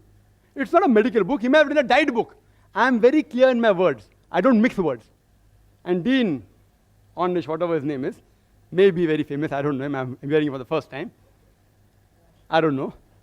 I yet ask him to prove and check whether that book is referred as a textbook. Not as a medical book, a text medical book in a college. That shows authenticity. He said we should not worry about the cattle. Nature will take care. It is you all who are so much worrying. We aren't worrying. Nature made them in such a way that the moment you kill them, they will again come. God is the creator. Allah made them. If we kill lion, tiger, they will become extinct. Therefore, we cannot have their food. The cattle, we can have. God has made them that way. If we don't follow the instruction of God, there will be overpopulation. And regarding cutting of plants, what he said, people say that if we have plants, the mother is yet alive. So in that way, the offspring of the cow, of the goat, the calves, that means can we cut them? Yes. The mother is yet alive. The cow is yet alive. And when the offspring becomes a mother, you can also kill the mother. So even if I agree with this logic, the plant survives. In the animals, more lives are surviving than the plants, if I agree with his logic. Furthermore, I said that best is prevention is better than cure. I agree with Dr. Onish when he says that vegetarian diet is helpful for certain diseases. Even I advise that. Where I said no. But the topic is not which food is healthier, but making a statement, it is banned for human beings. I challenge any authentic medical book. I'm a doctor, not books, whether given by Russia Foundation or Indian Vegetarian Congress, whatever it is. These books are stating things which are unfound, ill-tested, unproved. There is the Islamic method of prevention better than cure, which will answer most of your questions. The Islamic method is there of prevention better than cure. When we slaughter the animal, we do the zabiha. We cut the throat and the windpipe and the vessels of the neck without damaging the spinal cord. Otherwise, the nerve going to the heart may get severed, there may be cardiac arrest. When the spinal cord is not damaged and the vessels of the neck are slit open along with the throat and the windpipe, the heart is pumping, most of the blood flows out of the body. Blood is a very good media of germ and bacteria. If you slaughter the animal in this way, most of the disease transmitted by blood, many which you named, can be eliminated, can be prevented. The meat remains fresh for a longer time if it's slaughtered by the Islamic method. And people say, oh, it's so merciless. You all are so mercilessly killing, it dies of pain. When we slaughter in the Islamic method, when we cut the blood vessels of the neck, the blood supply going to the nerve, which is responsible for pain, is severed. So the animal does not feel pain. The animal kicks and writhers. You know why? Due to the gush of flow. The animal doesn't feel pain. It is contracting and relaxing because there's lack of blood in that part of the body. The animal does not die of pain. It dies a painless death. Painless. Painless. We eliminate most of the disease transmitted by blood. Secondly, there are many countries in the world and many people who raise animals, they give them hormones. And one was mentioned by Mr. Zaveri, read the name. It's called as DES, diacylglycerol. It's a hormone injected to cattle so that they become fat and you get more money for flesh. This is haram in Islam. Carcinogenic hormones, if ingested in animal, even if you slaughter by the zabiyah method, it is yet haram. It is zabiyah but not halal. It is zabiyah and haram. If the cattle are injected with hormones, you are not allowed to have those hormones. Neither are we allowed to have cows which are fed with non-veg. Because the Prophet said, any animal that is fed with non-veg, it is prohibited for you. After that, if you take care of hygienic conditions and cook the meat very well, most of the diseases which Mr. Zaveri spoke, or not all, most of them will be eliminated. And in the non-veg flesh food, the most dangerous, which is commonly eaten, is pork.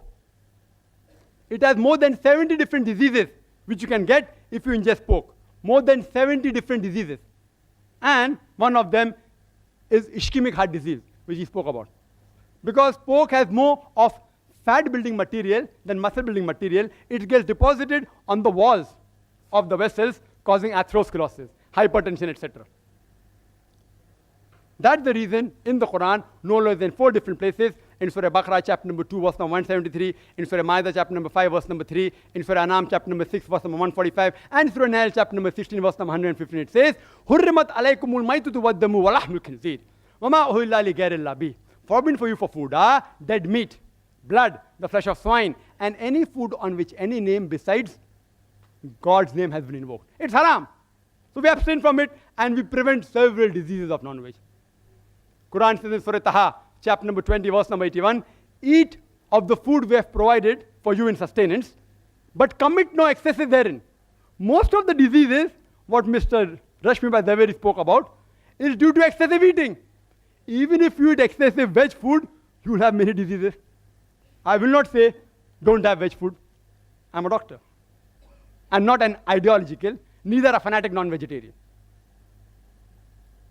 So if you prevent eating in excess, most of the disease will be prevented. If you follow the Islamic guidelines, slaughter in the Islamic method, remove the blood, don't give hormones, cook the food very well, hygienic conditions, avoid pork, don't eat in excess, most of the disease can be prevented. It answers most of his arguments. Few are yet remaining. If time permits or during question and answer time, if you ask, I will reply. Do you know that talking about healthy food, talking about all research and experiments, I'll talk something which is a fact. According to Dr. William, again very famous person, Dr. William, he says that vegetarian food extends the life of a human being for more than 6 years. If you have veg food, as compared to non-veg food, you live 6 years longer. Again, hypothesis. If you analyze, data was collected about all the people who lived above 100 years from 1932 to 1952. And on this data, a person by the name of O. Sejares, he wrote a book, Living to be 100, 1,200 people who did and why they did it. Everything is mentioned. In it, even diet is mentioned. Do you know out of 1,200 people, how many were vegetarian? How many? Guess. 1,000. Four.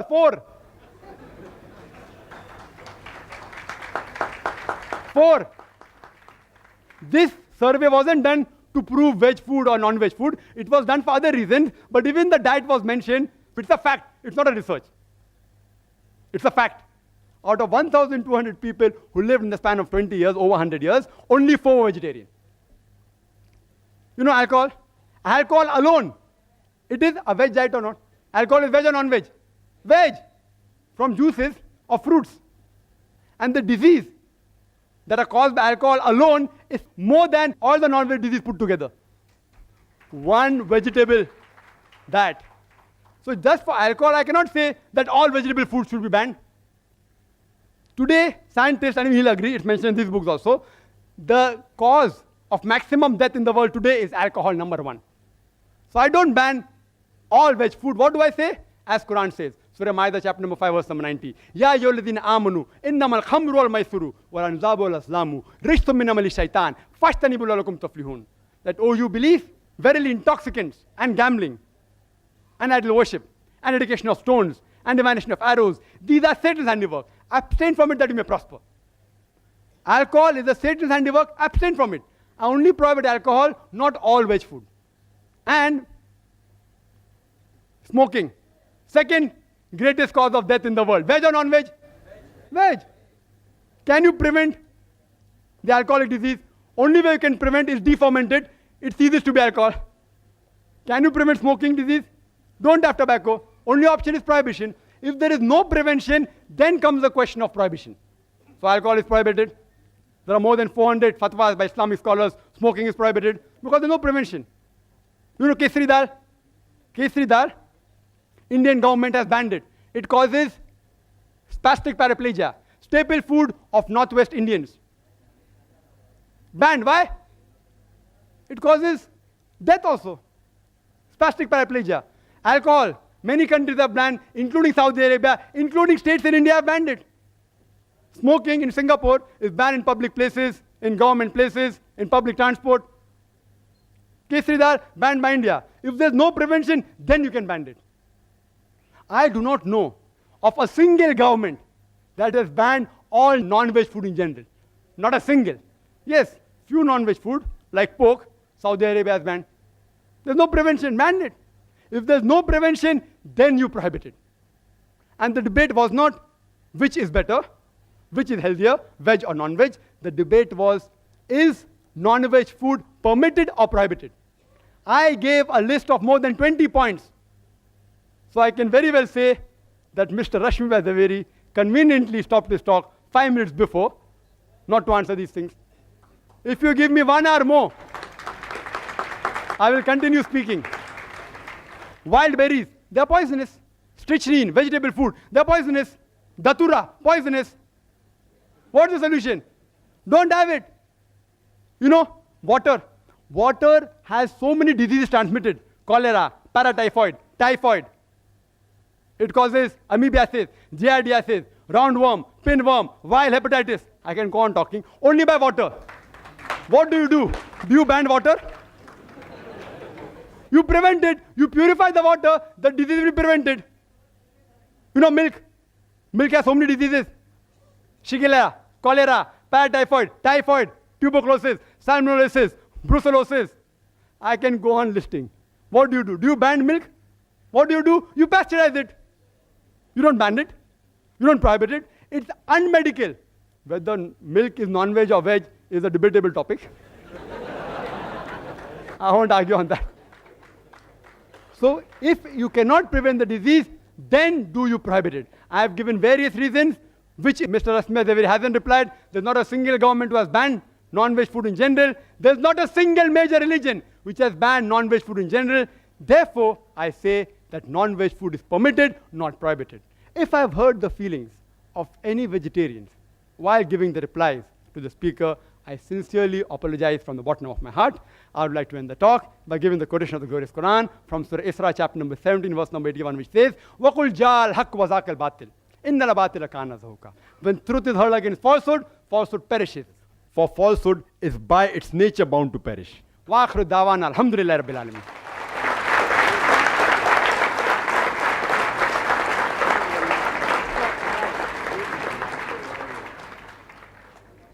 I now call upon Mr. Rashmibhai Zaveri to present his response to Dr. Zakir Naik. Ladies and gentlemen, Mr. Rashmibhai Zaveri.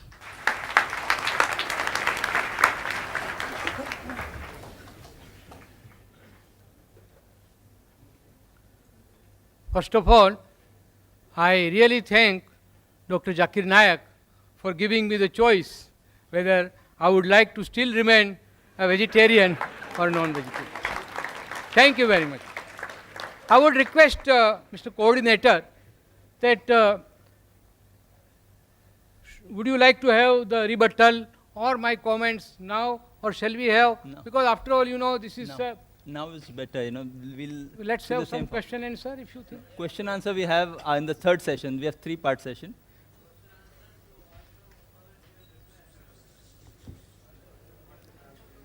Yes, Mr. Zaveri, you can continue. Anyhow, we are totally at the command of the coordinator, so I will As obey. decided, the same It's format okay. we keep. I will obey. I will your, not allow Dr. Zakir also order. to change the format. Now, I'll object. first thing that I will say, it's not a question of whether one is logical or illogical, and it's not a question of the choice that one makes. As I said in my talk earlier, everything is relative, and you have to understand this topic from that perspective. Now, one thing that I will very strongly object with respect to Dr. Zakir's, that not a single religion prohibits non-veg. I am expert, I can say, because I am a student, I have done MA in Jainology, I can say from my religious point of view that Lord Mahavir and our all 24 Tirthankaras very vehemently prohibited non-veg food. I have already given you some quotations. You see, mainly arguments of Dr. Dean Ornish is based on the fact that non-veg food contains excessive protein, cholesterol and saturated fat. So that is why he said that for healthy and peaceful living, you must have non-veg veg diet. Now, he said that plant has also got life. No, it is not only proved by Dr. Jagdish Chandra Bose, but even our Lord Mahavir. He stated 2500 years ago that not only plant, air, water, fire, minerals of the earth, they all have life. He has not said that you are allowed to kill this life and maintain yourself. But he was a practical Tirthankara. So he said that those who cannot renounce this world and become Jain Muni, Jain Munis, they don't even kill plant vegetation or even other living beings for their food. They bake the food which is cooked in our house. Will not go into that controversy that even you kill it and then give them. That's a separate story. But the teachings of Mahavir are very clear that you shall not harm any living being, whether animate or inanimate. Now, because of certain constraint for those people who cannot renounce the world, he has said that at least you can avoid essential killing. He has said that even if you, when you have food made out of plant, it is violence, it is hinsa, but it is necessary. So what I prohibit is unnecessary killing. Friends, this is a very sharp distinction, but very important distinction we should make, that if the alternative is available, we should not go for that alternative which compels us to kill and eat our own fellow creatures. Another thing, so he said plants. In my talk I stated about plant food, and he said that even a lizard can grow tail. That's the only exception. The plants, you pluck fruits, they will give you more fruits. You cut their branches, more branches will grow. See, there is no end to such argument. So let us restrict our argument to this. About medical science, and he rightly stated that medically also he has given certain things. I have also stated. Now it is for the enlightened audience to decide whether the scientific facts that I have given are correct or he has given. It's okay. It's a question of argument. Now he has conveniently forgotten. Please excuse me, I am telling because I am trying to rebut your things. The psychological aspect. When we consume animal food, we also inherit certain animal instincts. What have you to say? Please, in your rebuttal, you can say that. Now, doctors also, most of the doctors prescribe raw vegetable. Now, coming to cooking, most of the doctors prescribe raw vegetables for healthy diet. Only that food or cereals which will not be proper for a human being to consume raw, that only can be cooked. But as far as possible, and in our Indian Vegetarian Congress, we always, whenever we have a meeting, we have most of the food raw, uncooked, and that is more healthy according to us. About the books, these books were not given by me to Dr. Naik, and it was given by my friend Mr. Salecha, who approached me. That's okay, it's nothing very important. Now, I will tell you one thing, that you cannot alter the truth by just loud applause. Okay, if you are impressed by my argument, you may applause me. Or if you are impressed by the other argument, you can applause that. But I firmly believe that just because some arguments are appealing to you and you applause them loudly will not alter the truth. And I have referred to about one book, Dr. Deepak Chopra. He has also written many books. He is also a physician, practicing physician, like Dr. Dean Ornish. He has also conducted researches, and he has come out with a theory that your food will have a terrific effect on your impulses and urges, your physical development, psychological development, and emotional development. You know, most of the psychological and emotional distortions are because of the flesh food that one eats, and that is why it is prohibited. It is totally illogical to say that by eating animals you are helping vegetarians. We should not worry about the animal population because nature is quite capable of taking care. Why? Because we are rearing more animals for killing. That is why if we are not doing it, look at the jungle. Everywhere the natural cycle is there. Balancing will take care of itself. Nobody has to worry about it. Now, as per the history that Mr. Trivedi also referred, and also Dr. Zakir, now I will tell from Jain historical point of view that in our Jain scriptures it is mentioned very clearly that those persons who were living in prehistoric stage, they lived under a tree and they were sufficiently provided by trees. They did not have to go for any killing. Friends, I am of course given more time, but I really personally feel that let's not have a sort of dialogue or arguments between. I would like very much the audience to participate and have more time for question and answer. Thank you.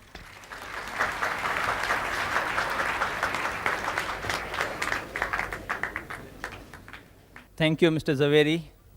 We have 5 minutes more. He's taken 5 minutes left. Now I call upon Dr. Zakir Naik to present a response to Mr. Rashmibhai Zaveri for 15 minutes only.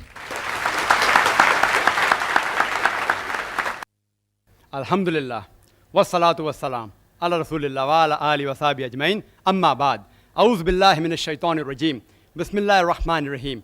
Wa qul ja'al haqq wa zaqal batil. Innal batila kana zahuqa. Bismillahir rahmanir rahim. Rabbi shrah li sadri wa yassir li amri wa hlul 'uqdatam min lisani yafqahu qawli.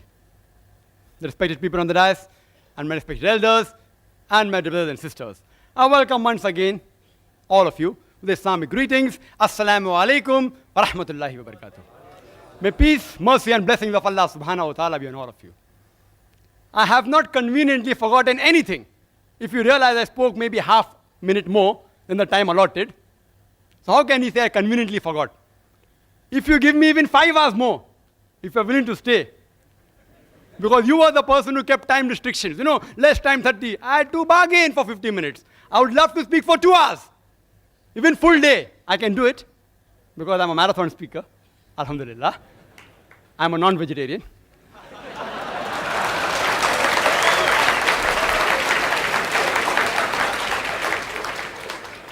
Mr. Zaveri said that I said that no religion prohibits non-veg. I never said no religion. I said no major religion.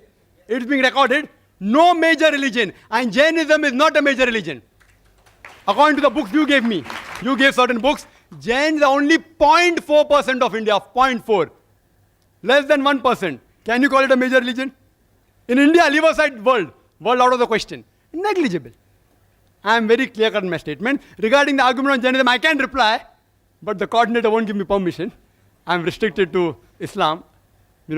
I can reply even on Jainism. I am a student of comparative. Excuse me, sir, you can't interfere when the speaker is speaking. Whether saying I did not say, you can very well see the video cassette. There is not a single major religion which bans or prohibits all non-veg food in general. You can see the video cassette. Ask your question in question time, please. Don't get irritated. The diet will help you. Don't get irritated. Brother Rashmibhai Zaveri said, I did not answer whether you get animal instinct. I said in my lecture, I think you didn't hear, I said we eat peaceful animals like goat, sheep, because we want to be peaceful. And therefore when I came starting, I always said, peace be on all of you. Further, he said, I didn't state Dr. Dean Ornish. I yet challenge him. If his book is referred by any authentic medical college, authentic book, not just dietary books, that answer I already gave by Dr. William T. Jarvis. Even scientists and medical professionals are not immune to the ideological thinking of the vegetarians. They aren't immune. It's not a medical book. He may have written a diet book. I am very clear in my words. I don't mix words. And Dean Ornish, whatever his name is, may be very famous. I don't know him. I'm hearing him for the first time. I don't know. I yet ask him to prove and check whether that book is referred as a textbook. Not as a medical book, a text medical book in a college. That shows authenticity. He said we should not worry about the cattle. Nature will take care. It is you all who are so much worrying. We aren't worrying. Nature made them in such a way that the moment you kill them, they will again come. God is the creator. Allah made them. If we kill lion, tiger, they will become extinct. Therefore, we cannot have their food. The cattle, we can have. God has made them that way. If we don't follow the instruction of God, there will be overpopulation. And regarding cutting of plants, what he said, people say that if we have plants, the mother is yet alive. So in that way, the offspring of the cow, of the goat, the calves, that means can we cut them? Yes. The mother is yet alive. The cow is yet alive. And when the offspring becomes a mother, you can also kill the mother. So even if I agree with this logic, the plant survives. In the animals, more lives are surviving than the plants, if I agree with this logic. Furthermore, I said that best is prevention is better than cure. I agree with Dr. Ornish when he says that vegetarian diet is helpful for certain diseases. Even I advise that. Where I said no. But the topic is not which food is healthier, but making a statement, it is banned for human beings. I challenge any authentic medical book. I'm a doctor, not books, whether given by Russia Foundation or Indian Vegetarian Congress, whatever it is. These books are stating things which are unfound, ill-tested, unproved. There is the Islamic method of prevention better than cure, which will answer most of your questions. The Islamic method is there of prevention better than cure. When we slaughter the animal, we do the zabiha. We cut the throat and the windpipe and the vessels of the neck without damaging the spinal cord. Otherwise, the nerve going to the heart may get severed, there may be cardiac arrest. When the spinal cord is not damaged and the vessels of the neck are slit open along with the throat and the windpipe, the heart is pumping, most of the blood flows out of the body. Blood is a very good media of germ and bacteria. If you slaughter the animal in this way, most of the disease transmitted by blood, many which you named, can be eliminated, can be prevented. The meat remains fresh for a longer time if it's slaughtered by the Islamic method. And people say, oh, it's so merciless. You know, y'all are so mercilessly killing, it dies of pain. When we slaughter in the Islamic method, when we cut the blood vessels of the neck, the blood supply going to the nerve, which is responsible for pain, is severed. So the animal does not feel pain. The animal kicks and writhers. You know why? Due to the gush of flow. The animal doesn't feel pain. It is contracting and relaxing because there's lack of blood in that part of the body. The animal does not die of pain. It dies a painless death. Painless. Painless.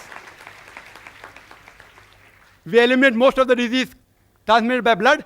Secondly, there are many countries in the world and many people who raise animals, they give them hormones. And one was mentioned by Mr. Zaveri, hidden name. It's called as DES, diacylglycerol.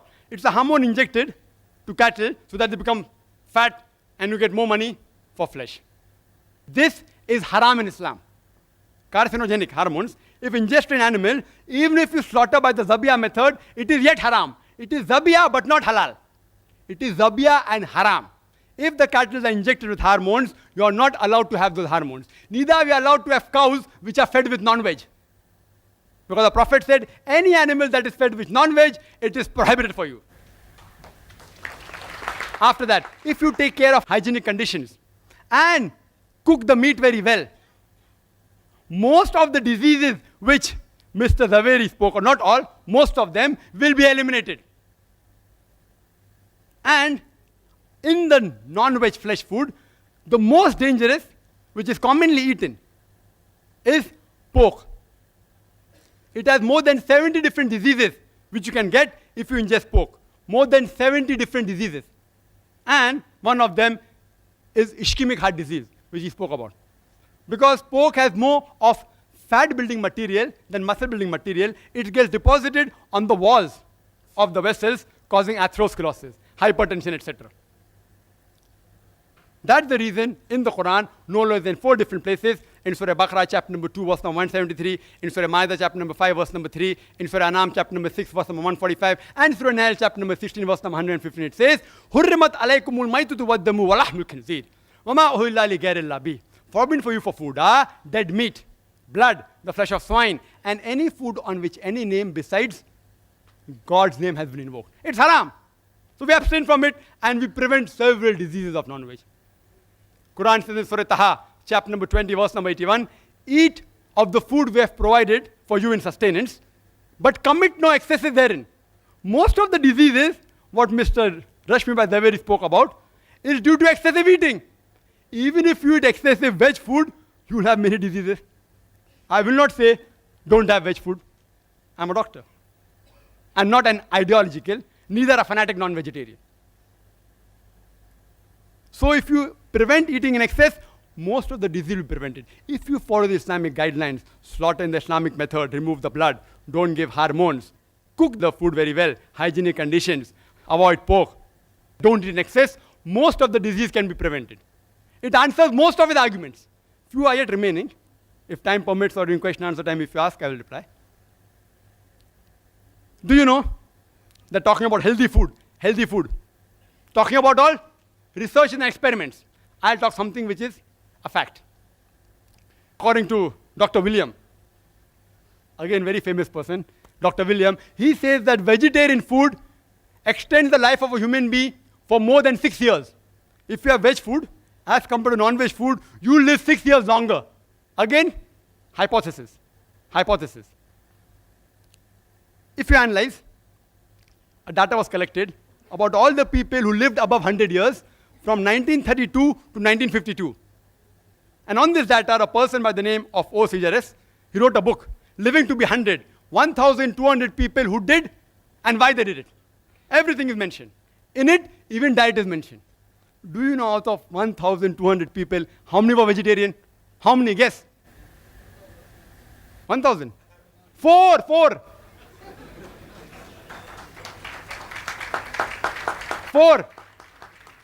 This survey wasn't done to prove veg food or non-veg food. It was done for other reasons, but even the diet was mentioned. It's a fact. It's not a research. It's a fact. Out of 1,200 people who lived in the span of 20 years, over 100 years, only 4 were vegetarian. You know alcohol? Alcohol alone, it is a veg diet or not? Alcohol is veg or non-veg?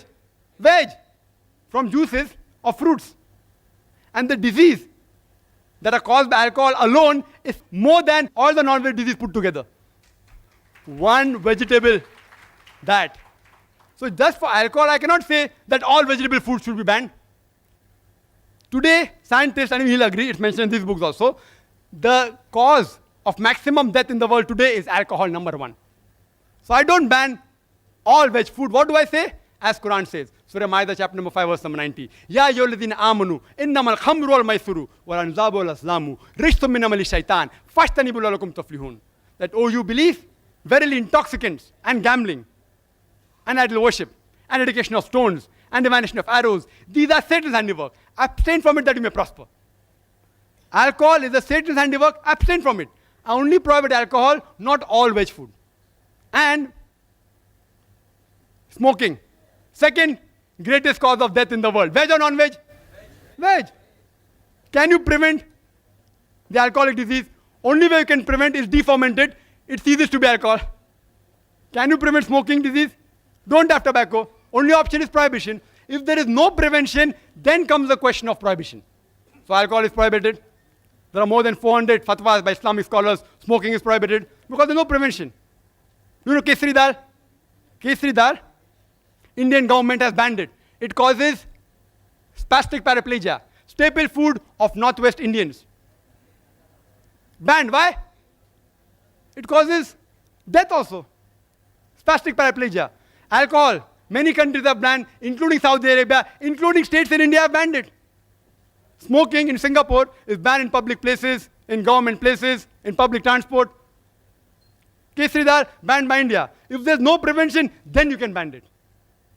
I do not know of a single government that has banned all non-veg food in general. Not a single.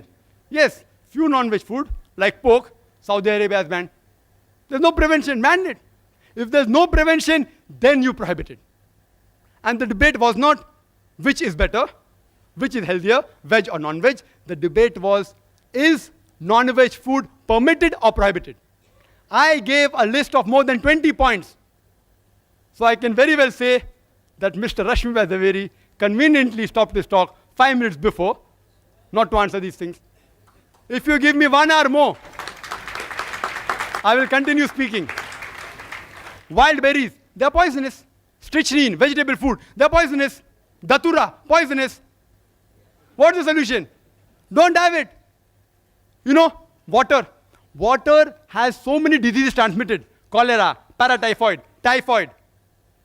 It causes amoebiasis, giardiasis, roundworm, pinworm, viral hepatitis. I can go on talking. Only by water. What do? Do you ban water? You prevent it. You purify the water, the disease will be prevented. You know, milk. Milk has so many diseases. Shigella, cholera, paratyphoid, typhoid, tuberculosis, salmonellosis, brucellosis. I can go on listing. What do? Do you ban milk? What do? You pasteurize it. You don't ban it. You don't prohibit it. It's unmedical.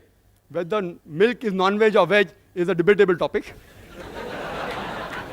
I won't argue on that. So if you cannot prevent the disease, then do you prohibit it? I have given various reasons, which Mr. Rashmibhai Zaveri hasn't replied. There's not a single government who has banned non-veg food in general. There's not a single major religion which has banned non-veg food in general. Therefore, I say that non-veg food is permitted, not prohibited. If I have heard the feelings of any vegetarians while giving the replies to the speaker, I sincerely apologize from the bottom of my heart. I would like to end the talk by giving the quotation of the glorious Qur'an from Surah Isra, chapter number 17, verse number 81, which says, وَقُلْ جَاءَ الْحَقُّ وَزَاقَ الْبَاطِلِ إِنَّ الْبَاطِلَ كَانَ زَهُوقًا. When truth is hurled against falsehood, falsehood perishes. For falsehood is by its nature bound to perish. وَآخِرُ دَعْوَانَا الْحَمْدُ لِلَّهِ رَبِّ الْعَالَمِينَ.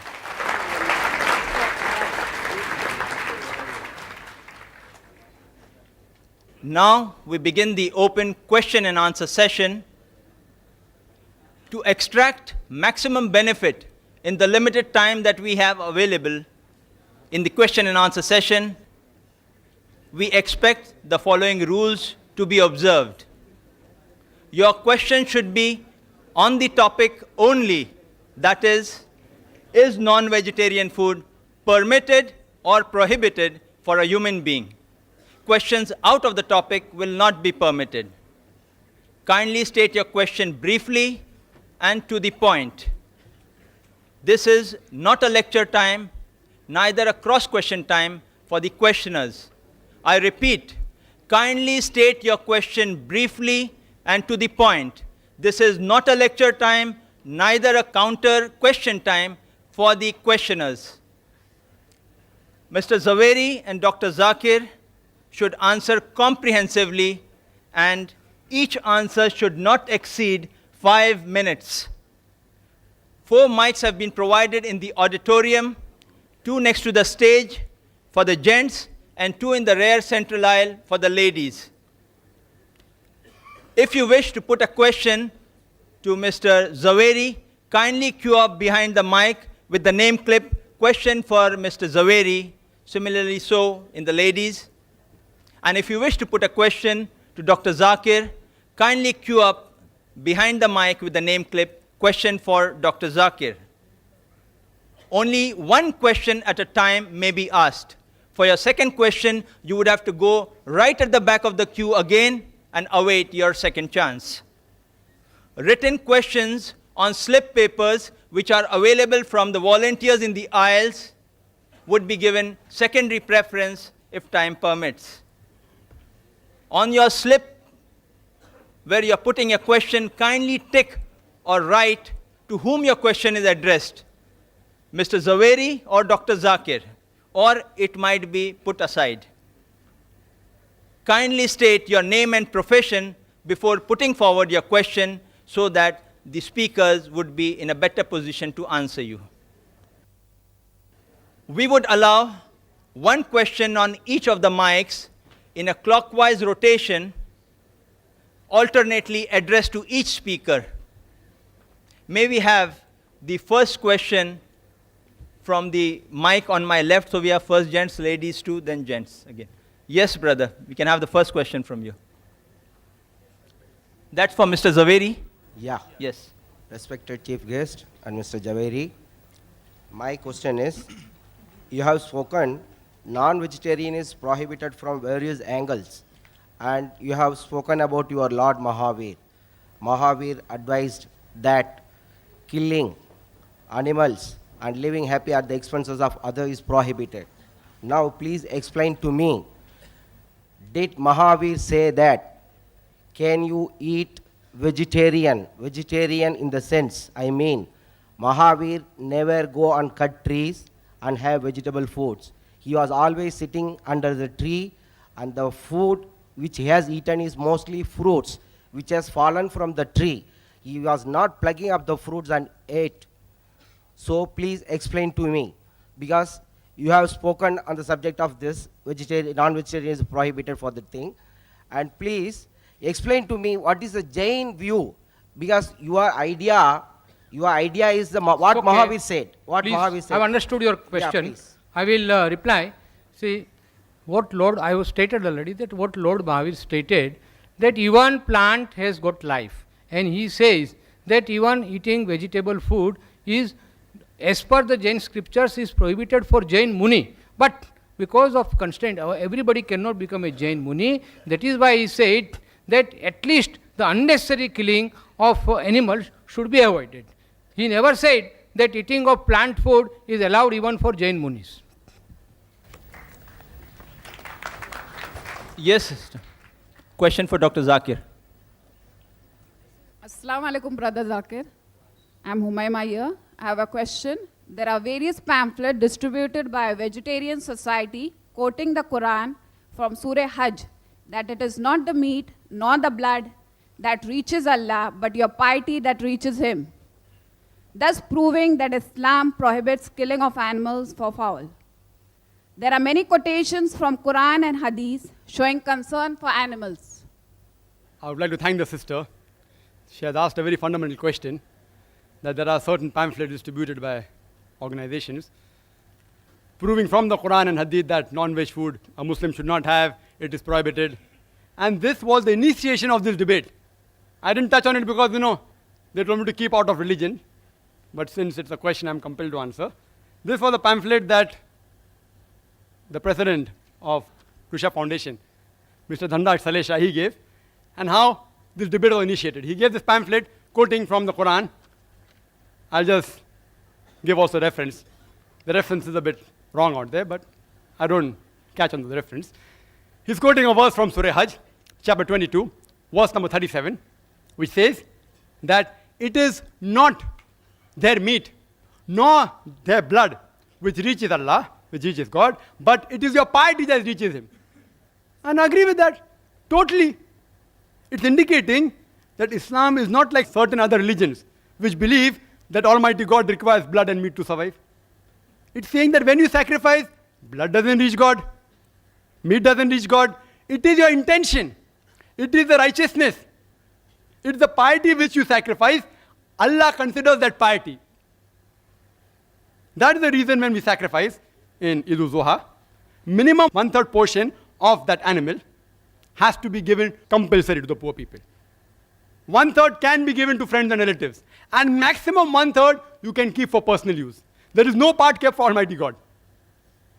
Because Quran says in Surah An-Am chapter 6, verse 14, that He feedeth everyone, but does not require to be fed. Allah Almighty God feeds everyone, He doesn't require to be fed. This verse is clear that when you sacrifice, Allah sees your intention, He doesn't require blood and meat of the animal. There's one more quotation. There are various, it will take me 1 hour to reply to all. I'll just pick up the second quotation of Quran, the two Quranic quotation. It says in Surah Baqarah chapter 2, verse number 205, that when they turn away, they create mischief through the land. By destroying crops and cattle, Allah loves not those who make mischief. After giving this quotation, below it's mentioned that therefore you should not have non-veg. Their interpretation. The Arabic word used is nasal, which some have translated as cattle. It actually means progeny. But irrespective whether nasal you translate as cattle or progeny, if you read the context, those people who create mischief throughout the world by destroying crops and cattle or progeny, not slaughtering for food, destroying for creating mischief. Allah does not like those who make mischief. So if you kill any animal, even the plant if you kill, for making mischief, Allah doesn't like. If you say this verse refers to not having for food, that means you should not even have the crops. If I agree with you, this verse refers not to have cattle, even crops is there. It is a very wrong way of argument. They don't do self-analysis. Crop is also mentioned there. If they say by this verse, non-veg is prohibited, even veg is prohibited. It is not. Neither non-veg is prohibited, neither veg is prohibited. Certain foods which Allah has prohibited mentioned in the Quran. The others Allah says in Surah Baqarah chapter 2 verse 168, eat of the good food we have provided for you. Regarding animal concern. Yes, there are various hadith. If you read Sahih Bukhari volume number 3, hadith number 551, and Sahih Bukhari volume number 8, hadith number 38, it speaks about a man who gave water to a thirsty dog. And Prophet said, he'll be rewarded. So people asked, do you even have reward for giving water to a thirsty dog? The Prophet said, yes. For every kind act you do to the animal, you will be rewarded. Imagine in the days of ignorance, Yawm al-Jahiliyyah, 1400 years ago, where human beings were treated like animals, our beloved Prophet Muhammad sallallahu alaihi wasallam spoke about animal rights. Prophet said, don't overload the animals. Today in India, 2 bullocks are supposed to carry by law not more than 500 kgs. They carry more than a ton. Prophet said, don't overload them. Don't ill-treat them. Don't tie them and shoot them. Mentioned Sahih Muslim, volume number 3. Hadith number 4812. It's also mentioned in Sahih Bukhari. Don't tie the animal and shoot them. It's mentioned in Sahih Muslim, volume number 3, Hadith number 4810, that when you slaughter the animal, see to it that the knife is sharp, so that the animal doesn't feel pain. Don't slaughter one animal in front of the other. Don't kill the animal twice. He said that, adrenaline is released. It's released in the blood goes out of the body. Prophet spoke about animal concern. We should protect the rights, but for food, if it's lawful animal, you can have it. Hope that answers the question.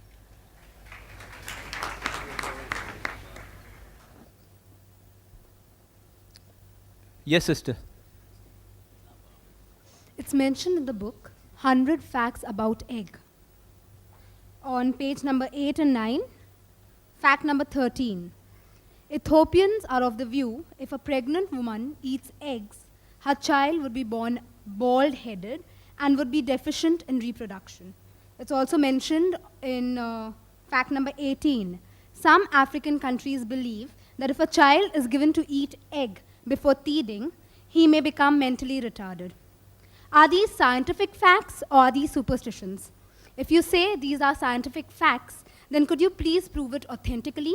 And if you say it's superstition, then why are you promoting falsehood by such books? That's 100 Facts About Egg. Thank you. Thank you, sister. One thing, I have not written that book. Second thing, I have not given that book to you, and I have not referred to anything from that book. So it is not necessary to answer particularly for that book, but I can definitely say, which I have already touched upon in my subject, because egg contains excessive protein and cholesterol and saturated fat. That is why it is not healthy for any human being, and particularly for pregnant women and children. Yes, the next question from the mic on the right. I am Fazal Sarang. By profession, I am an architect. My question is to Mr. Dr. Zakir Naik. Is the non-vegetarian food is the only reason for the heart disease?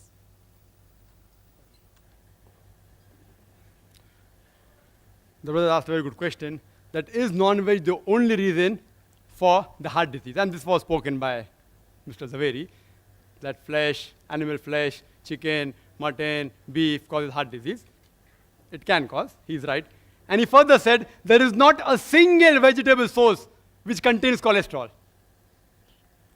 If you tell that to any doctor, not the ideological vegetarian, they'll agree. Heart disease is caused when the diet contains more fat and more cholesterol, irrespective whether it is veg or non-veg. Irrespective. Non-veg foods do contain high cholesterol, but even vegetable foods, groundnut oil, cashew nut, coconut, ghee, butter, all this, even a common housewife knows. You know why? There are ads in the media. Have Saffola oil, will not cause heart disease. Indicating the other oils cause heart disease. Simple. You don't have to be a doctor.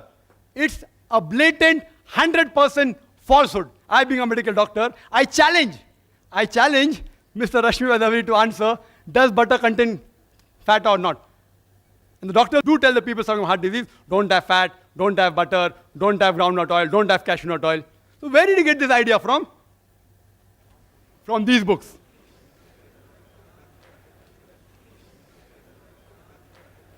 This book he gave to me. Correct? This book you gave to my brother. Who gave? Mr. Salecha. Mr. Salecha gave this book. In this book also it is mentioned the same thing, that there is no cholesterol in vegetables. I'm sorry if I thought, because the first time I'm meeting Mr. Zaveri here, if he didn't give these books, I apologize. But one thing, that all these books are published by Jain organizations and distributed in Bombay, cheap. Yes, I'm not blaming. I don't want to hurt anyone's feeling. Let us not have a dialogue across this thing. I'm not going to hurt anyone's feeling. I'm sorry, I didn't want to say that, but I was compelled. I don't want. If it's not, you said not written by Jain, it's not written. No, you said, Dr. Zakir, that I should reply. You will have a chance in your question answer time. I'll allow you time. In your time you can respond back. No, I'll allow you to respond back anything you want in your time. And I request the chairman to give me half minute more. I was disturbed. Half minute more. No, he's too smart. We'll not give him half minute more. See, because so many allegations, egg. He told egg is the cause. Egg does contain cholesterol. It's rich in cholesterol. But it's not the major cause.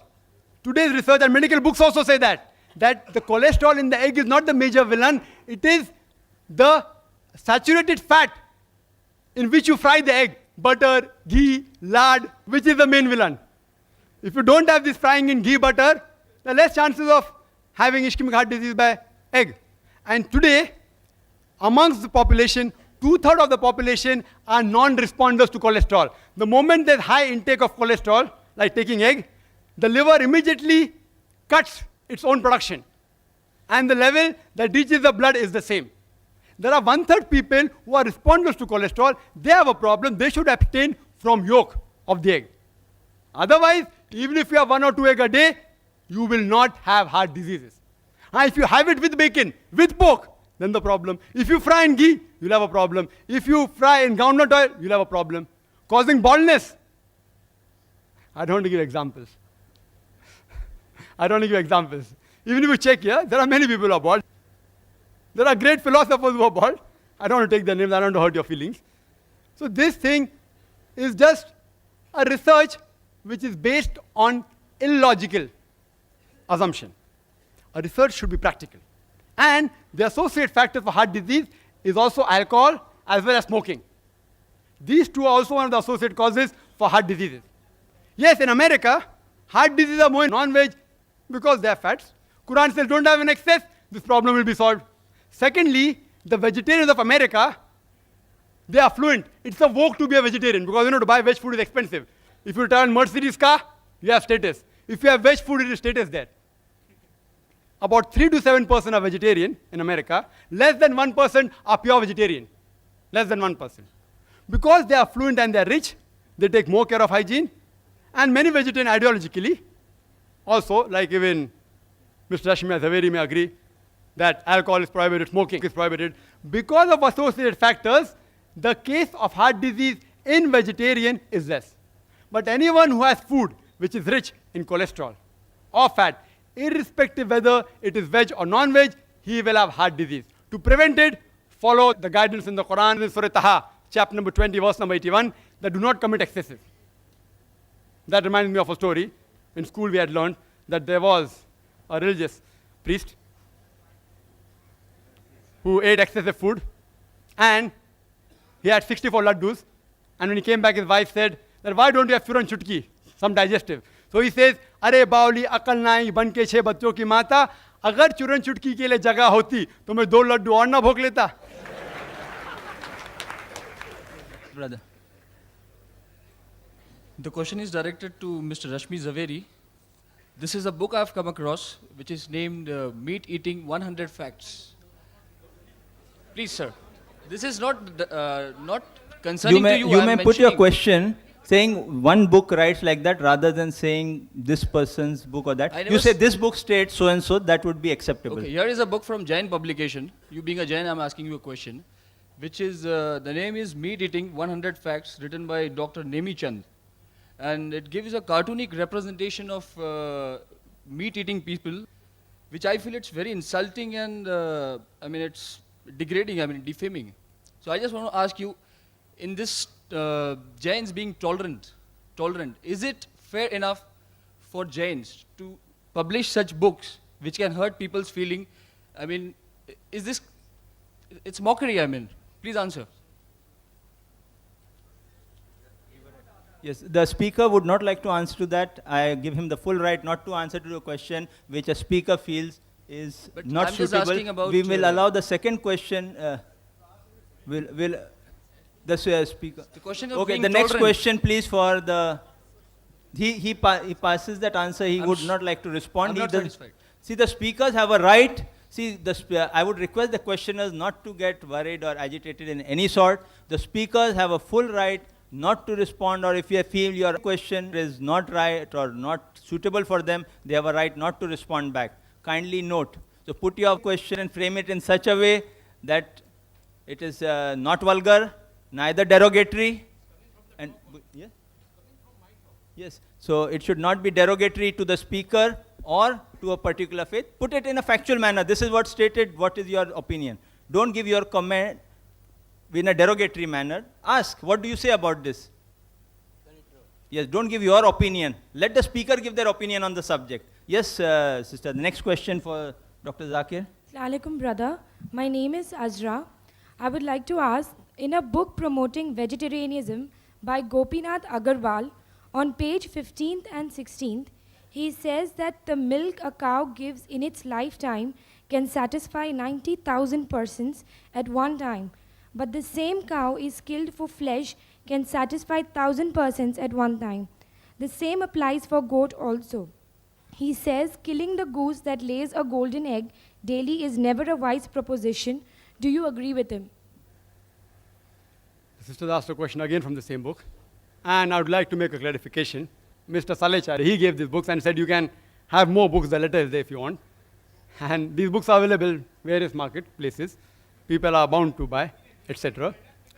That's right. Therefore, I'm requesting the people. That's right. That's right. The brother asked, why am I repeating? Because all the arguments are mentioned here. These arguments, if it's not mentioned here, I wouldn't have repeated it. I'll be able to. Please, I think your tempers must be calm. What Mr. Zaveri said very correctly, book is written by somebody else. It is he who should try to defend the book. Mr. Zaveri doesn't want to defend the book. So let us forget the book and ask all questions which are pertaining to the talk. Correct, and I agree with it. I agree with it. Mr. Zaveri read from books. He didn't do a research. He read books which speaking against non-vegetarian. He read books and he presented the fact. Either I accept it or I say the fact is wrong. I can't say because I didn't read the book, no one can ask me questions. That's illogical. If you ask me any questions pertaining to non-veg food, I either say the book is false or I say that it's illogical or it's logical. Why do you have to get irritated? It's a book promoting vegetarianism. If someone gets me a book against Islam, I will say that book is false. Excuse me, I don't allow a debate between the audience and the speaker. The audience just put the question, the speaker can only answer the question. Don't get involved. I will not allow Dr. Zakir, neither Mr. Zaveri to get involved in any debate with the audience. This is not a debate time for the audience. Kindly note.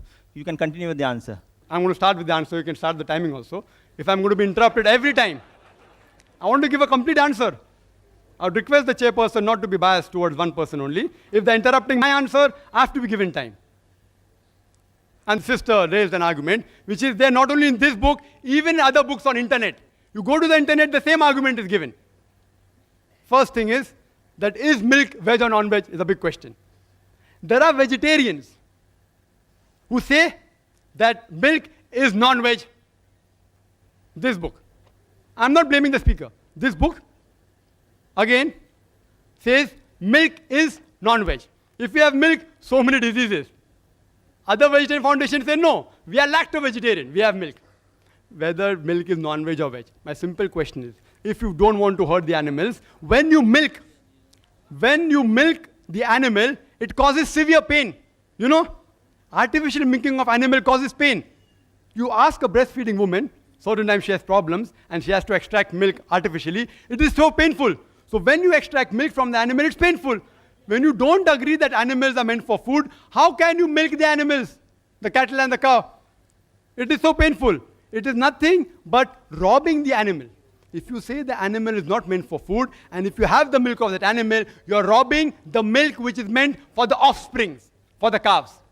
And the example that was given, that a cow, on average, in a day gives 10 kgs of milk. Again, this book. If it's wrong, no problem. It's on the internet also. 10 kgs of milk in a day. In a month, 300 kgs. In a year, about 3,000 kg. Do you calculate milk in kgs? In liters. Why in kgs? I don't know. Ask the author.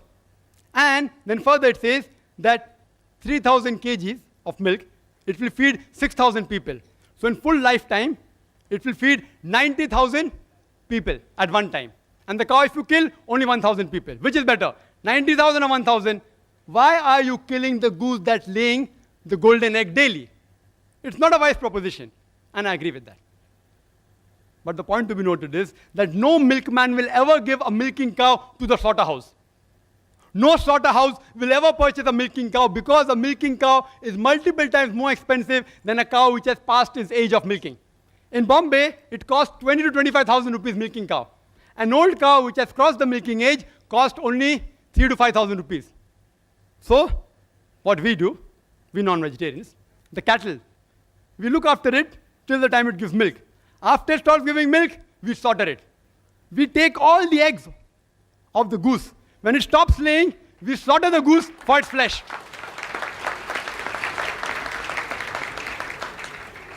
Saap bhi mare aur lathi bhi na tute. Two birds with one stone. We are more intelligent. Again, the argument giving that see some animals, you can use them in field, etc. You can use them for plowing, for transportation. If you love the animal so much, why do you overload them? And furthermore, the Indian statistics tells us that out of the population of cows, oxen and bull, only 25% are productive. The remaining 75% are unproductive, either past the age of milking or they are males, all non-females, bulls, oxes. Now what will you do with the 75% of excess non-productive cow, goat, bulls, ox? One option, you rear them up yourself. An average bull or cow requires 18,000 a year for living, according to the statistics. Their statistics, not my statistics. 18,000 a year. So after they give milk, they live another 4-5 years. Which farmer will bear the burden of millions of cows every year, 18,000? Second option is give to Jivdaya organization. They leave it open, it enters the field, eats up the crop. Third option, leave them in the jungle, animal will kill them. The last option is best. After they reach the age of milking, utilize the milk, give it to slaughterhouses, it benefits the farmer, he gets some money, and even the animal benefits the human being by eating the meat of the animal, as well as his hide for leather, as well as the bones. Hope that answers the question. Next question for Mr. Zaveri. According to Kastur Chand Jain, in the marriage of the 22nd Tirthankar, Aras Nemi, popularly known as Neminath, meat of animals and birds was served, and both the bride and the bridegroom, according to Shastra, were Jains. Another incident was quoted that Chelna, a Jain Shravika who was the wife of Bhimsar Shrenik, a contemporary of Mahavir, was pregnant, and she had the desire to eat the heart of her husband. Bhimsar's eldest son, Abhay Kumar, instead gave her some meat of a dead animal, and Chelna, thinking it to be her husband's heart, ate it. I don't know how authentic is this article and whether what Kastur Chand said is true or false. What is its explanation? Please explain. I am referring to the article from the Caravan series, December 1981. Thank you, sister. First of all, I will request the coordinator to only allow those questions coming out of my talk, not out of any other book or another references for which I am not responsible. But because I am a true Jain, I know definitely about the Jain history, about Neminath Tirthankar. Yes, it is true. That is why he propagated that the killing of, that is exactly why he renounced the world, that for my marriage, are you going to sacrifice all these innocent creatures? No, I don't want such a feast for me. And that is why he became a Jain Muni and ultimately a Tirthankar. So that is why I can say that all Jain Tirthankaras have absolutely, in absolute terms, have prohibited non-veg food. Thank you. And please restrict your questions to my talk only, not because it seems, I don't know, it seems that these books were given in all good faith, that they should understand our viewpoint. It seems that they are all distributed to those people and they are now asked to ask questions. I don't think that is fair. You can ask me any question from my talk. I will be very happy to say Sir, that. I would like and to I will request... any question can be asked on the topic.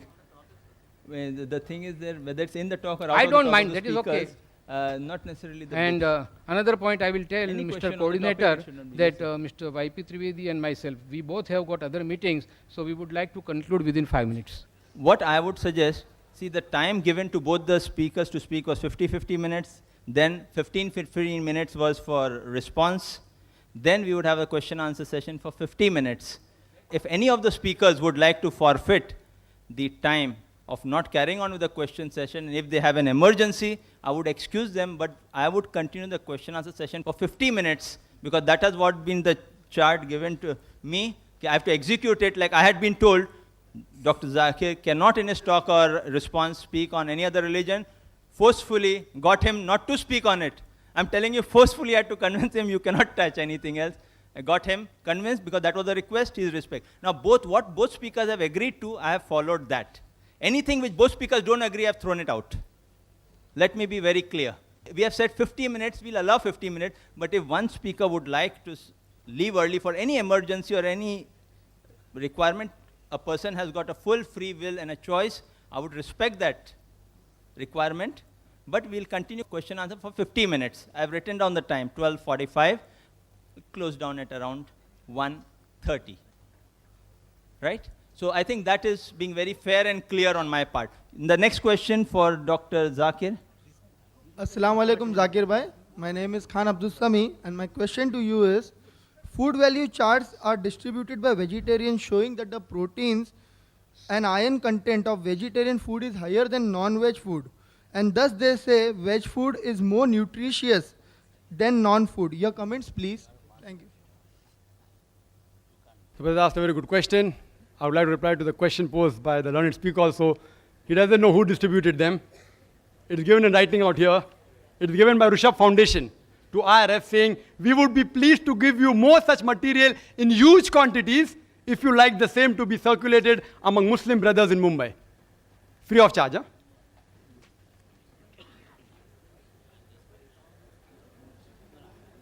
The brother has asked a question that there are fruit charts being distributed. Yes, even we get in our foundation. We didn't respond, saying that it's not worth responding. It's not worth responding. But when the request came from the Rishabh Foundation, are you willing? I reluctantly agreed, it is not a topic of scientific thing. It's a well-known fact. He said, yes, we'll debate. I said, fine. So I'm here, just replying. Why should people get irritated? If you can quote me from any book, as long as it's within the topic, I will inshallah answer. If I don't know, I will say I don't know. If I know, I will say no. I know your question, and when I got that chart, it gives food value chart, saying that proteins among the veg food is more than non-veg food. And even Mr. Rashmibhai Zaveri in his talk, he said that the value of proteins, the quantity is more. Mr. Rashmibhai Zaveri said that there were only 3 essential amino acids. You ask any doctor, it is not 3, it is 8. No wonder 5 is lacking. It is 8 essential amino acids which are not synthesized in the body. The remaining are synthesized. These essential amino acids should be given by the external food source. The proteins of animal foods, they're biologically complete, known as higher protein, because they contain all the 8 essential amino acids. The veg protein are lacking in 1 or more of the essential amino acids. It's a scientific answer. So even though the value may be more, 20 up, 10 down, it is not complete. The veg protein, the incomplete protein of lesser quality, animal protein is of higher quality and complete protein. Similarly, if you analyze, even the iron you get from the diet is of 2 types. One is heme iron, one is non-heme iron. Heme iron can be absorbed easily in the body. Non-heme iron cannot be absorbed easily. In the animal food, there is heme iron as well as non-heme iron. The vegetable food contains very little heme iron. Therefore, they cannot absorb. Therefore, there's more deficiency of iron in them. So even I agree with you, the iron content in figures may be high. The protein content may be higher. Down the conclusion is, veg food is more nutritive. It's misleading the people. It's nothing but misleading.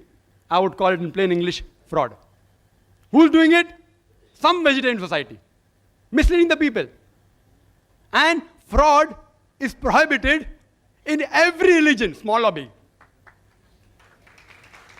whether major or minor religion, fraud is prohibited. So, I would like to ask you a question. Would you prefer taking 10 notes of rupees 20 or 1 note or rupees 500? If you know the value for money, you choose the second. Hope that answers the question. The next question for Mr. Zaveri. Assalamu alaikum. I am Javed Sheikh. My question is to Rashmibhai. Rashmibhai, in your talk, you mentioned that diseases transmitted through meat, flesh to human beings. But plants also affected by some diseases, viral, bacterial diseases. So you can get diseases from plant, vegetarian food also. You also mentioned Dean Ornish and Deepak Chopra, references and recommendation of those doctors. If you believe in recommendations of doctors and medical professionals, Trivedis have also mentioned that. If you believe in that, I will quote only a simple example. When I was child, doctors, when I was suffering from fever, doctors were suggesting that don't take bath by cold water. But nowadays, they're telling, when I get fever, they're telling that please take bath by cold water only. See, so if you are believing in quotations, statistical data, and medical things, so please give statistical data. Dr. Zakir Naik mentioned survey of America regarding coronary heart disease. So do you have any statistical data regarding coronary heart disease in India, whether is affected to more susceptible to those who are having diet, vegetarian diet, or to non-vegetarian diet? I would request you all to put your question briefly, please. Your question is so long that one forgets. Last part is question. Coronary heart disease is asked. See, regarding coronary heart disease, yeah, plants also, if you consume the decayed plant food, the decayed fruits, definitely it will carry germs. The point here is that the animals that carry the germs, they are more dangerous and they are likely to carry more diseases than plant. Another thing is that which I have said is that animal food contains excessive protein, cholesterol and saturated fat. So these two things combined, that will make non-veg food prohibitive. Coming to the statistics, I have got that book. There is no time, there is not a platform to argue about the statistics. I have got complete statistics that more people are suffering because of heart disease, those who are flesh eaters, than the veg people. Now, at the moment, I cannot give you those facts and figures. That I have got it, then I can supply it to you later. Thank you. No counter question, please. Yes, the next question for Dr. Zakir. Assalamu alaikum, brother. Brother, my name is Safia. I'm a revert to Islam. My question is,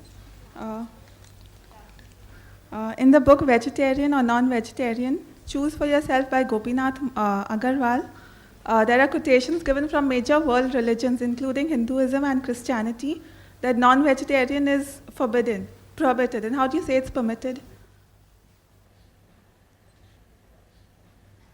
The sister is asking the question that there are quotations from the same book, quoting various major world religions like Christianity and Hinduism, saying that in that religion it is prohibited. So how come I said that there is not a single major religion which says that non-veg food in general is prohibited?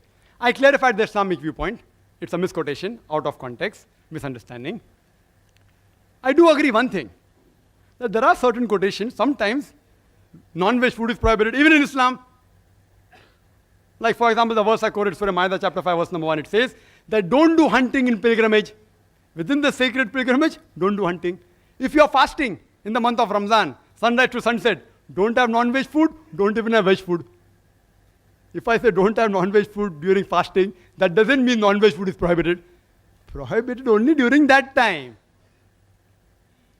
So similarly, there are quotations in the religious scriptures, at certain time in fasting, don't have non-veg food. Regarding the question in Christianity, and I've read that book, therefore I can reply. They say that in the Bible it is mentioned that you can't have dead food. In brackets, they put meat. It's not there. What they're quoting, the reference is not given. I, being a student of comparative religion, I give talks on diets also. And they're referring to the book of Leviticus, chapter number 17, verse number 15, as well as the book of Deuteronomy, chapter number 14, verse number 21. It says that thou shalt not have the meat that dieth of itself. Dead meat is prohibited. Not all meat. Dead meat. They say dead food and bracket meat. It is dead meat is prohibited. Even in the Qur'an. Surah Baqarah chapter 2 verse 173, Surah Ma'idah chapter 5 verse number 3, Surah Anam chapter 6 verse 145, Surah Nahl chapter 16 verse number 115, Hurrimat alaykumul maitutu waddamu walahmul khinzir, wama uhilla li ghayrillah bih. Forbidden for you for food, dead meat, blood, the flesh of swine, and any food on which any name besides Allah has been invoked. Where it is allowed? If you read the book of Genesis, chapter number 9, verse number 2 and 3, it says that they will fear you. They will dread you, all creatures of the earth, all fowls in the sky, all creatures that liveth on the earth, as well as all the fish in the sea.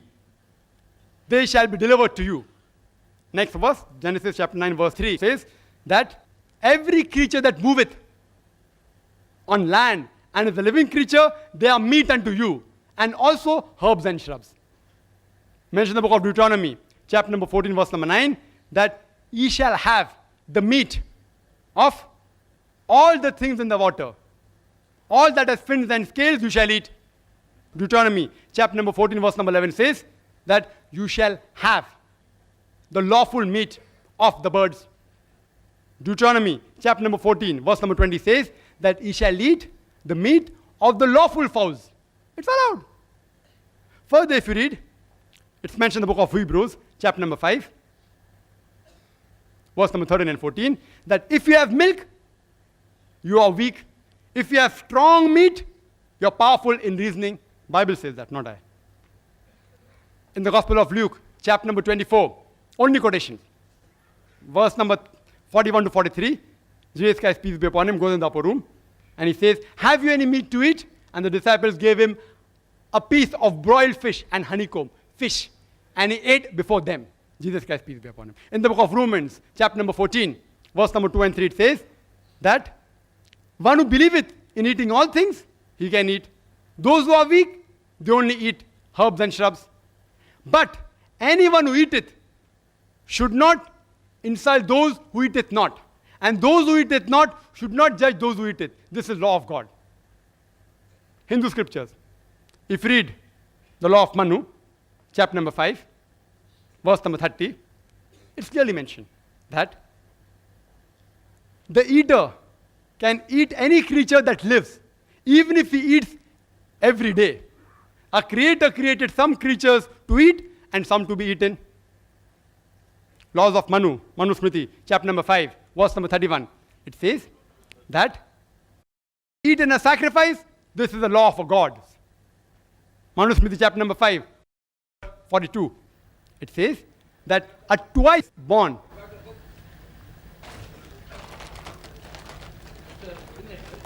yes, brother.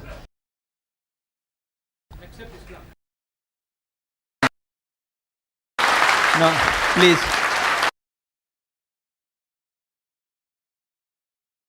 Please. I am always prepared. I'm always prepared when I quote scriptures. Therefore, it's not on the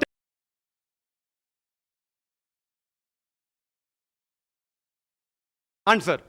Therefore, I kept it behind. Otherwise, my books are in the front always. They're compelling me to reply, therefore I'm replying. It's within the rules of the debate. I haven't completed yet.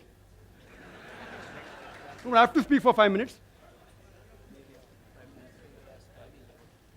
What?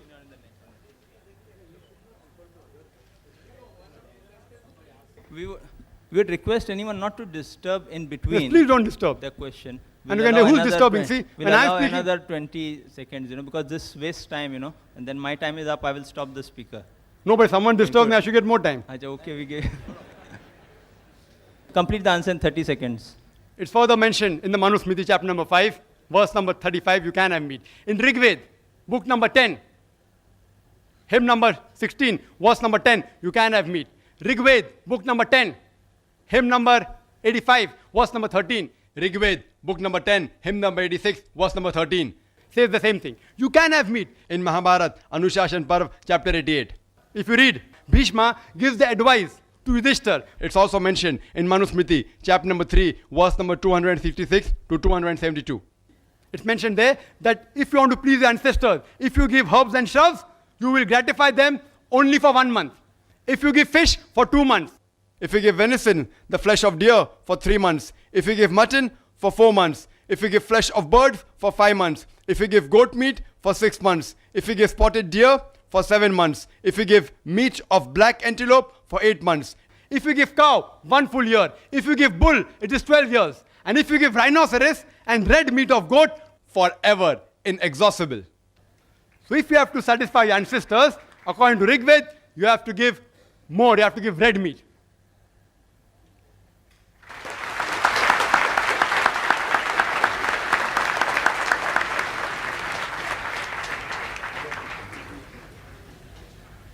Assalamu alaikum.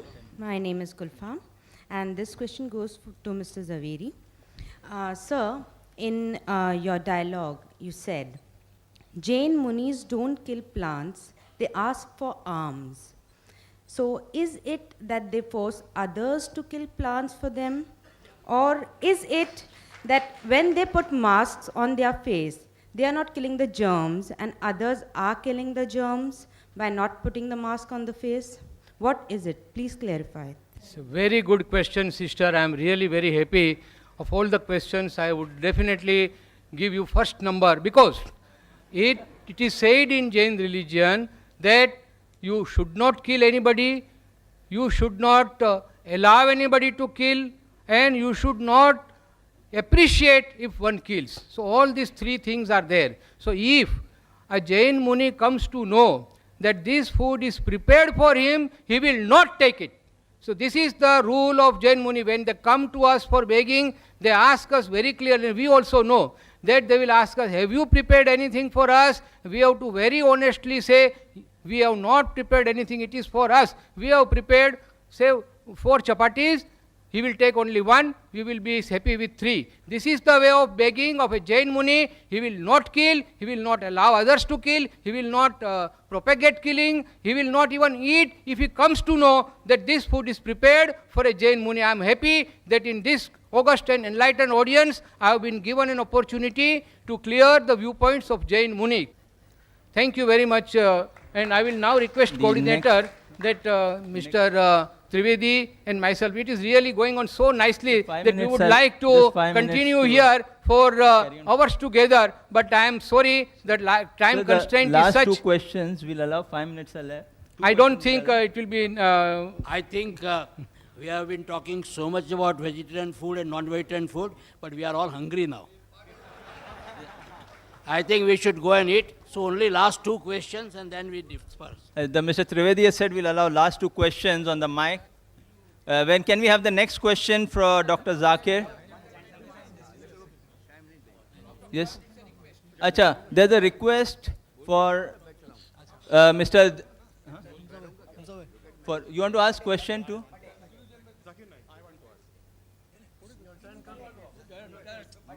No, but they should have to follow. But I think you should have come up in the queue, you know. Huh? Assalamu alaikum. My question for Zakir Bhai is, are non-vegetarian food deficient in there is a request from the others. What we will do, what I will do, see, but there's a request from the side, allow 1 or 2 people to ask questions to Dr. Zakir. What I would suggest, let the speakers, in the time they're available here, let the other 2 speakers ask question, then Mr. Trivedi and Mr. Zaveri can leave, then I will give the chance so that I'm not unfair to you also, both people, so that, no, I have told them they wanted to leave, so I have to give them an opportunity to leave. They wanted those 2 people to ask question, they can ask Dr. Zakir. Which are the 2 people, Mr. Zaveri? Mr. Bade and... आप दोनों को chance दे देंगे एक. Then after that, we will carry on. The other 2 people will be given chance so that I'm not unfair to them. I hope the audience bears with me for another 10. Mr. Trivedi and Mr. Zaveri would like to leave after that. So let those 2 people ask question. Acha, we'll allow only... No. He is leaving. Let us ask 2 questions to him and let him leave. Yes. Okay. Yes, let us also ask a question. Okay, he has agreed. let those He has two agreed. people ask question, which Mr. Zaveri has requested. Mr. Bade, who's Mr. Bade? Acha, one Mr. Bade and that. Rule hota hai. Will not. Acha, and the other two, they two, acha, we'll allow them to ask two questions to one. To Dr. Hussain. Excuse me, Mr. Zaveri. Acha. Okay, now one question for, yes, one question he'll ask, one you'll ask, then I will allow Mr. Zaveri, after you all have finished your two questions, and one minute, after they finish their two questions, you have finished your two, I'll allow them to leave, then the other two who have missed their chance will be given permission. Beyond that, those who are missing because of these two people will be given a chance. Beyond that, I will not allow. Please, we have to Dr. complete the program. Yes, sir. Namaste and salam alaikum. Short, brief and to the point. Dr. Saab. Sir? Dr. Saab. Brief. Kishori, sir? Yes. Brief and to My the point. question is this. I went to see the picture Khane Khuda. There was a session of 3 days. So people, Haji Sahab jo the, they were wearing sandalwoods. And then beside that, not eating any as a non-veg food. No haircut, nothing, a complete brahmachari or sannyasi. When the picture was over, I asked them, what is this? Those 3 days complete renunciation, sannyasi, brahmachari, what reply they gave? He said, खाने खुदा था. मैंने कहा, मुसलमान भाइयों, सारा संसार खाने खुदा नहीं है. वही खाना खुदा है. भाई या साहब, 3 दिन आप रखते हो. भाई साहब से Please क्वेश्चन answer जरा, this भाई साहब हमारे चीफ गेस्ट को और हमारे स्पीकर्स को जानना. Please put forward your question. सारा संसार खाने खुदा है.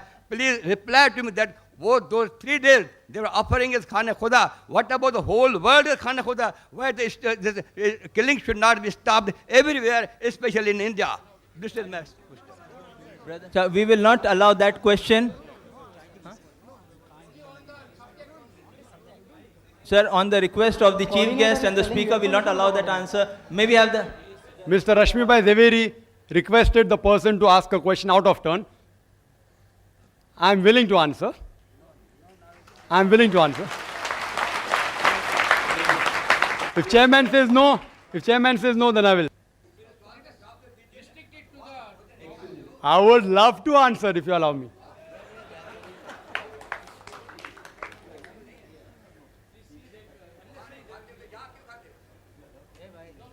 Okay. Anyway, I will control the order. Nothing will go wrong. Okay, we'll allow him, but a short this thing. What was the question? I didn't hear it. I heard the question. I am supposed to answer.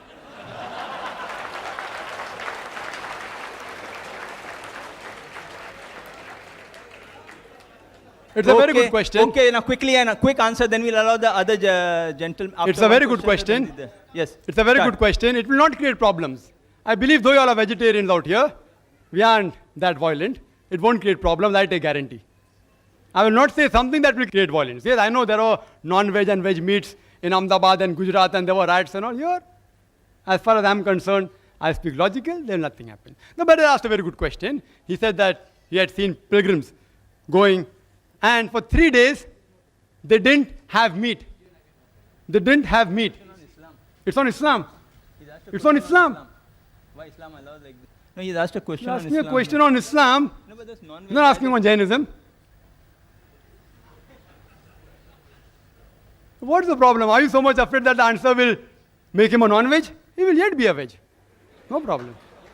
I don't want you to become a non-veg. The brother asked a very good question, that why there don't you have non-veg?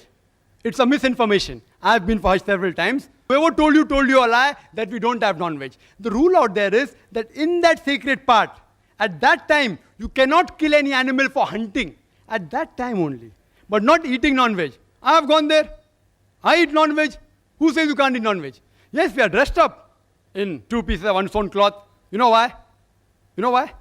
Because it's the biggest annual gathering in the world.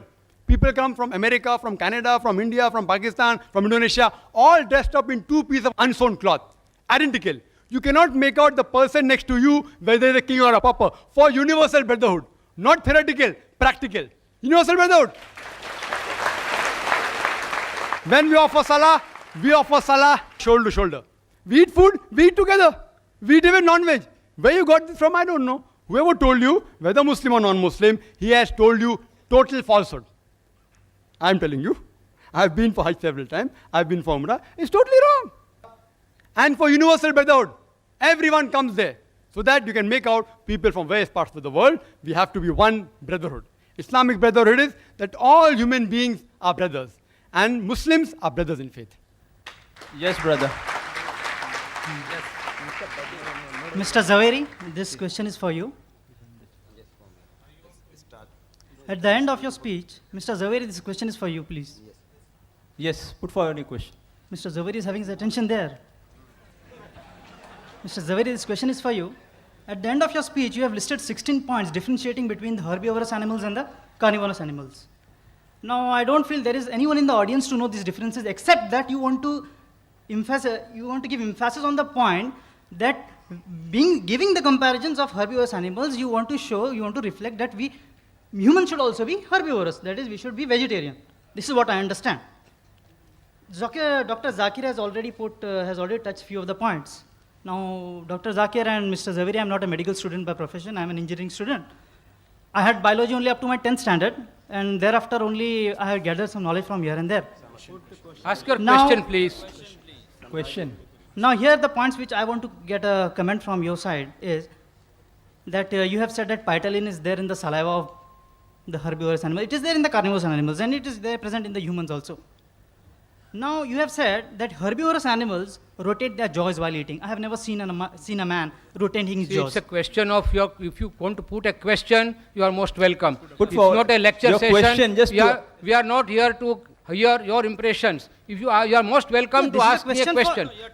Ask me a direct question, I will be too willing to give you a reply. Because both Mr. Trivedi and myself, we have got other appointments, we will be leaving after this. You ask your question in 3 to 4 sentences, that's all. My 3 to 4 question, sentences. What was the need for you to give the differentiation between herbivorous and carnivorous animals? What do you want to emphasize? Yeah, it is a very natural thing that when I stated that almost all limbs and parts of the body of human being are very similar to herbivorous animals, it is for the enlightened audience to decide whether I say, whether you agree with me or not. If you agree, it's well and good. Otherwise, if you don't agree, then also well and good. Who am I to say that you must agree on one point or others? That's okay. Because what I have stated is a scientific fact, which I have got reasons and I have got proof for that. But it is for the audience to see whether it is you are agreeable to that or not. My only point was that by nature, a human being is more, not only more, but 100%, he is herbivorous, and by certain circumstances or by some other reasons, he has been made a carnivorous. Now, friends, I must tell you that I am extremely delighted to be here this morning and sharing our views, and so many misconceptions about Islam is now cleared by our learned Dr. Zakir. We never knew that these things are said in Islam, and for that I am extremely thankful to Islam Research Foundation, and I am also thankful to my friend Mr. Salecha Rushabh Foundation, and because of the time constraint of Mr. Trivedi and myself, because we have got other engagements, we will take your leave, and again thank you very much. Mr. Bade. Mr. Bade has to ask. Yes, you are Mr. Bade? Yes. No, well, excuse me. Mr. Bade has been requested specially to be given a chance to ask question. We have honored that request, and he will be given a chance now. After that, Mr. Trivedi, the last question from that side. And then, yes, last question from there. Ladies, I think, are less in number, so we disallow those 2 questions which were missed out. I hope that would be fair, Mr. Trivedi. Yes, Mr. Bade, then you, and then we finish the session. Yes, Mr. Hari Om to Hindus. Sorry. After we conclude the session, 2 people will get a chance to hear Dr. Zakir. If you want to hear the answer, and those who want to hear can stay back, others can go. Yes, Mr. Bade. Hari Om to Hindus. Jai Jinendra to Jains. Salam Alaikum to Muslim Bhai. Walaikum Assalam. Request to Dr. Zakir. I have all the answers of all your 20 questions, but that will not allow. Kindly give me chance. Any time you will get the logical answers of all the 20 questions. Number 1. Now, all the religions, they follow the God. God is Almighty. Now, that means one should follow His rules also. Now, what is given by the God, the rules formed up by the God?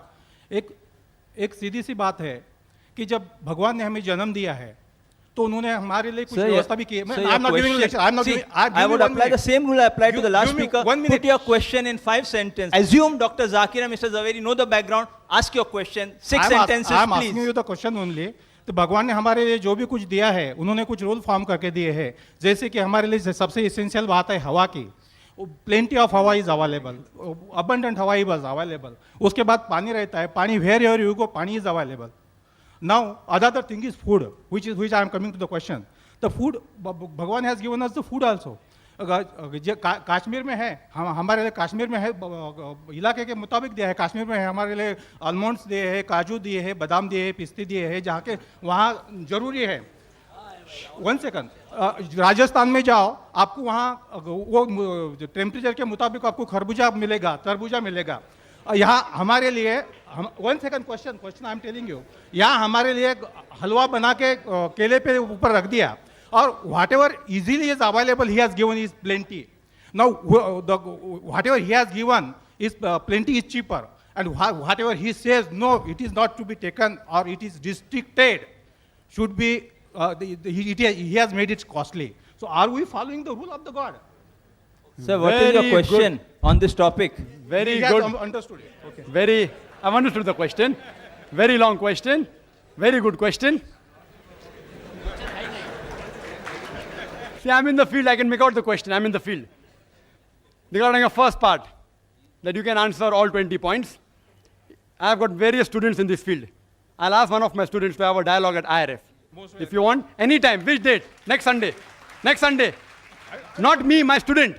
Next Sunday. I can answer to anybody. Next Sunday. Anybody. Next Sunday. Anybody. Okay, done. Next Sunday you're invited. What's your name? Brother, your name? Everything will be given. Mr. Bade will come to IRF at 10:30. Fine. 10:30 morning. Sunday. Same format here, and my student will debate. Anyone. Same topic.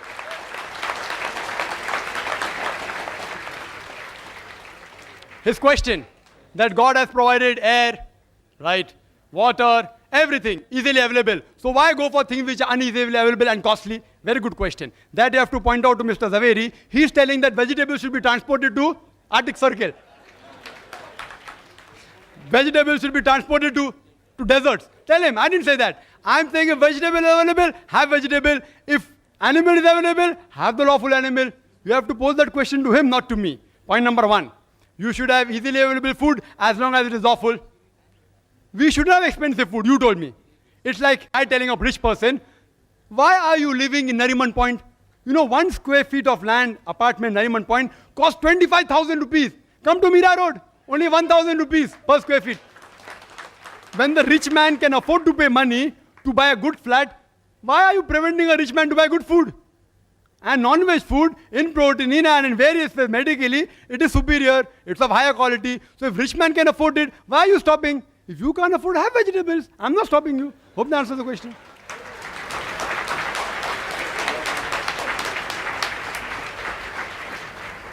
Thank you for your enthusiasm. We'll not allow that question. Mr. Zaveri said he would like to, he's exhausted, and we respect his views. He would like to leave, so we'll not allow that question, but we'll allow 2 people here who are to ask questions after Mr. Zaveri leave, because I've promised them. Yes, Mr. Dhanraj Sarlecha would propose a vote of thanks, after which those who would like to leave may leave, those who would like to hear those 2 questions and 2 answers may sit. Excuse me, one question from the ladies' side. It's not working. Hello? The meeting would be formally closed. Only 2 questions after the meeting would be allowed. Hello? Excuse me, this is one last question from the ladies. This is for Dr. Zakir. No, we'll allow the... No, no, after this, just 2 people and 1 from the ladies. No one else would be... One, 2, 3, 4. 4 questions. Yeah. Yeah. Hello? Excuse me, Mr. Zaveri is saying I should be strict. Now the thing is that I am being compassionate. I give chance to 2 people here. Now everyone is demanding what we'll allow, vote of thanks right away, then 4 questions, 2 here, 1 there, 1 there, then close That's final. Yes, Mr. Dhanraj Salecha to propose a vote of thanks. Chief guest Sri Y.P. Trivedi, learned speakers of dialogue, distinguished guests, brothers and sisters. It's really my pleasant duty to offer vote of thanks on behalf of all the three organizations on whose behalf I thank Sri Y.P. Trivedi to spare his valuable time and grace this occasion as chief guest. I'm really thankful to both the speakers for their most interesting and informative discussion, and above all, I thank you all the participants for participating in the debate. Thank you.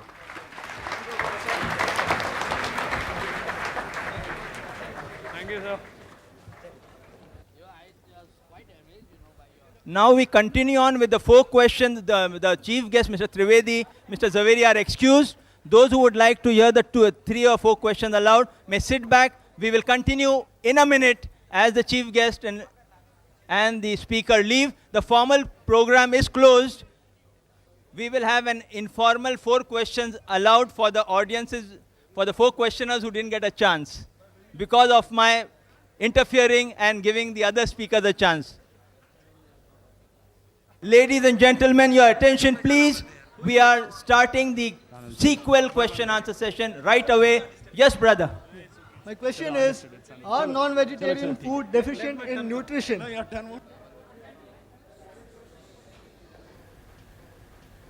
The brother asked a very good question. That are non-vegetarian food deficient in any nutrient? Yes, they are. It will be wrong on my part to say no. I'm not a fanatic non-vegetarian. It's deficient in carbohydrate, vitamin C, but this is easily available in vegetables. Non-vegetarian vegetables and fruits. They are rich in vitamin C. We can have fruits. But as a normal comparison, in nutritive value, if you analyze the non-veg food, as I mentioned earlier, it contains first-class proteins, high quality, and complete protein.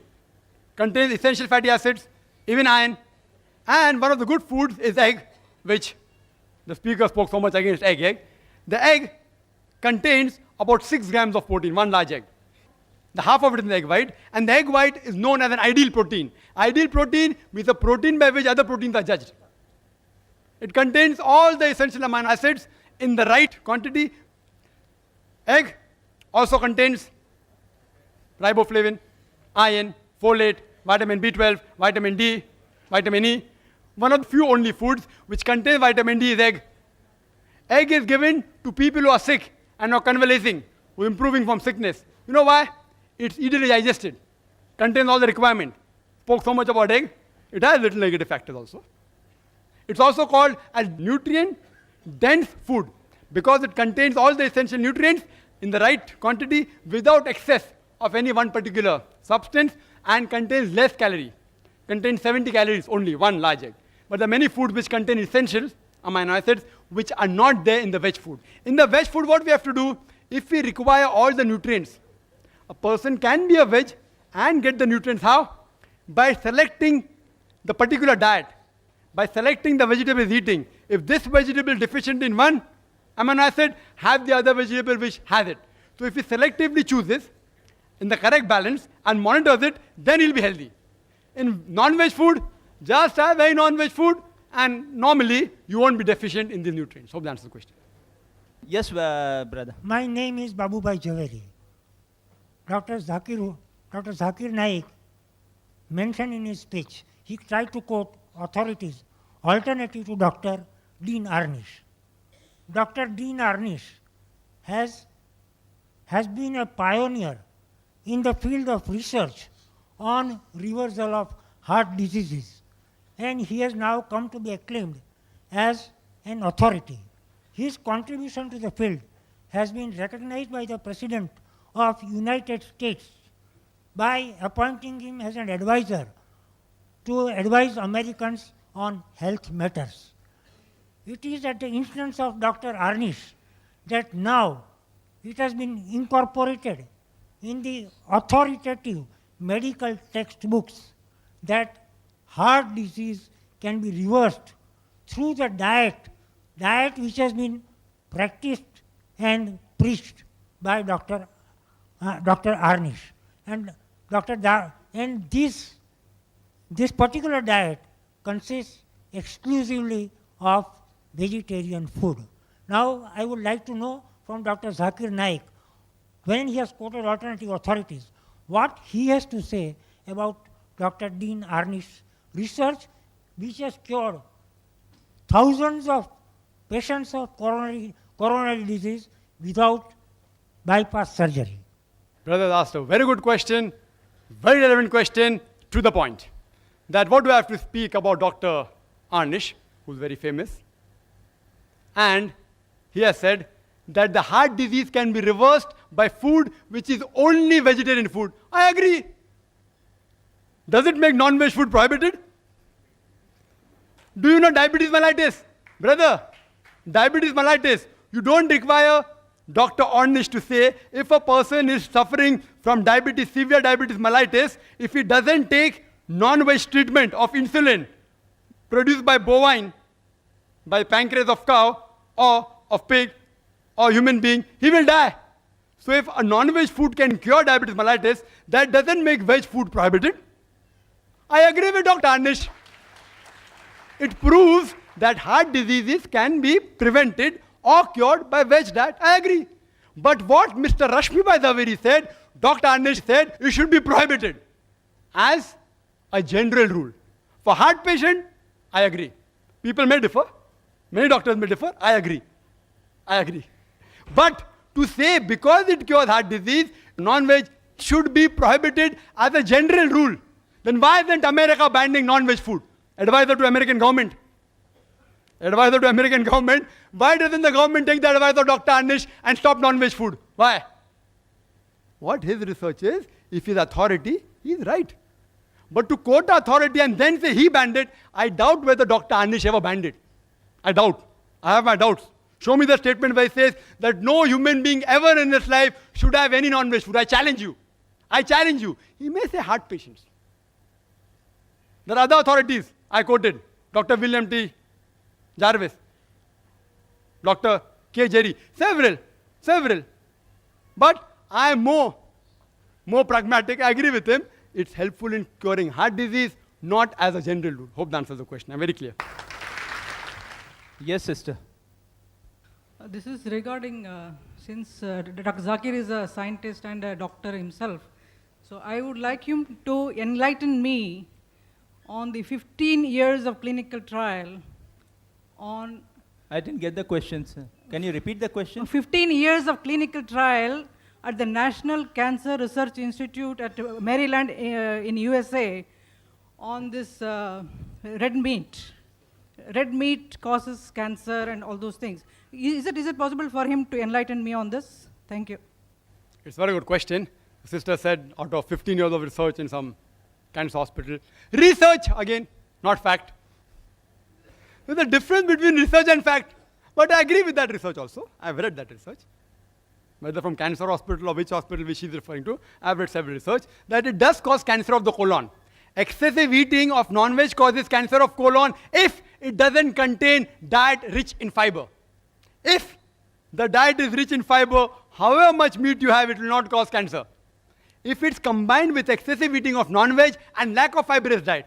You know, veg food you eat, it can't be digested because the cellulose can't be digested, it remains as fibers, which helps in the motility. Excessive eating of non-veg with not eating fibrous diet causes cancer of colon. But if you have the proper combination, everyone having red meat doesn't have cancer. Excessive eating, Qur'an says it is haram. So they are going against the Qur'an, they are bound to get diseased. That doesn't mean non-veg should be prohibited. It should be said excessive eating of non-veg should be prohibited. Hope that answers the question. Wa akhiru da'wana alhamdulillahi rabbil alamin. Thank you very much. Jazakallah khairan.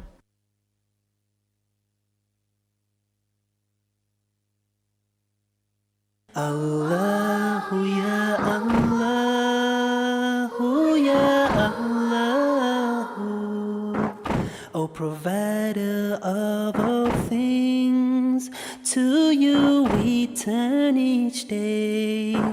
O merciful creator, only to you we pray.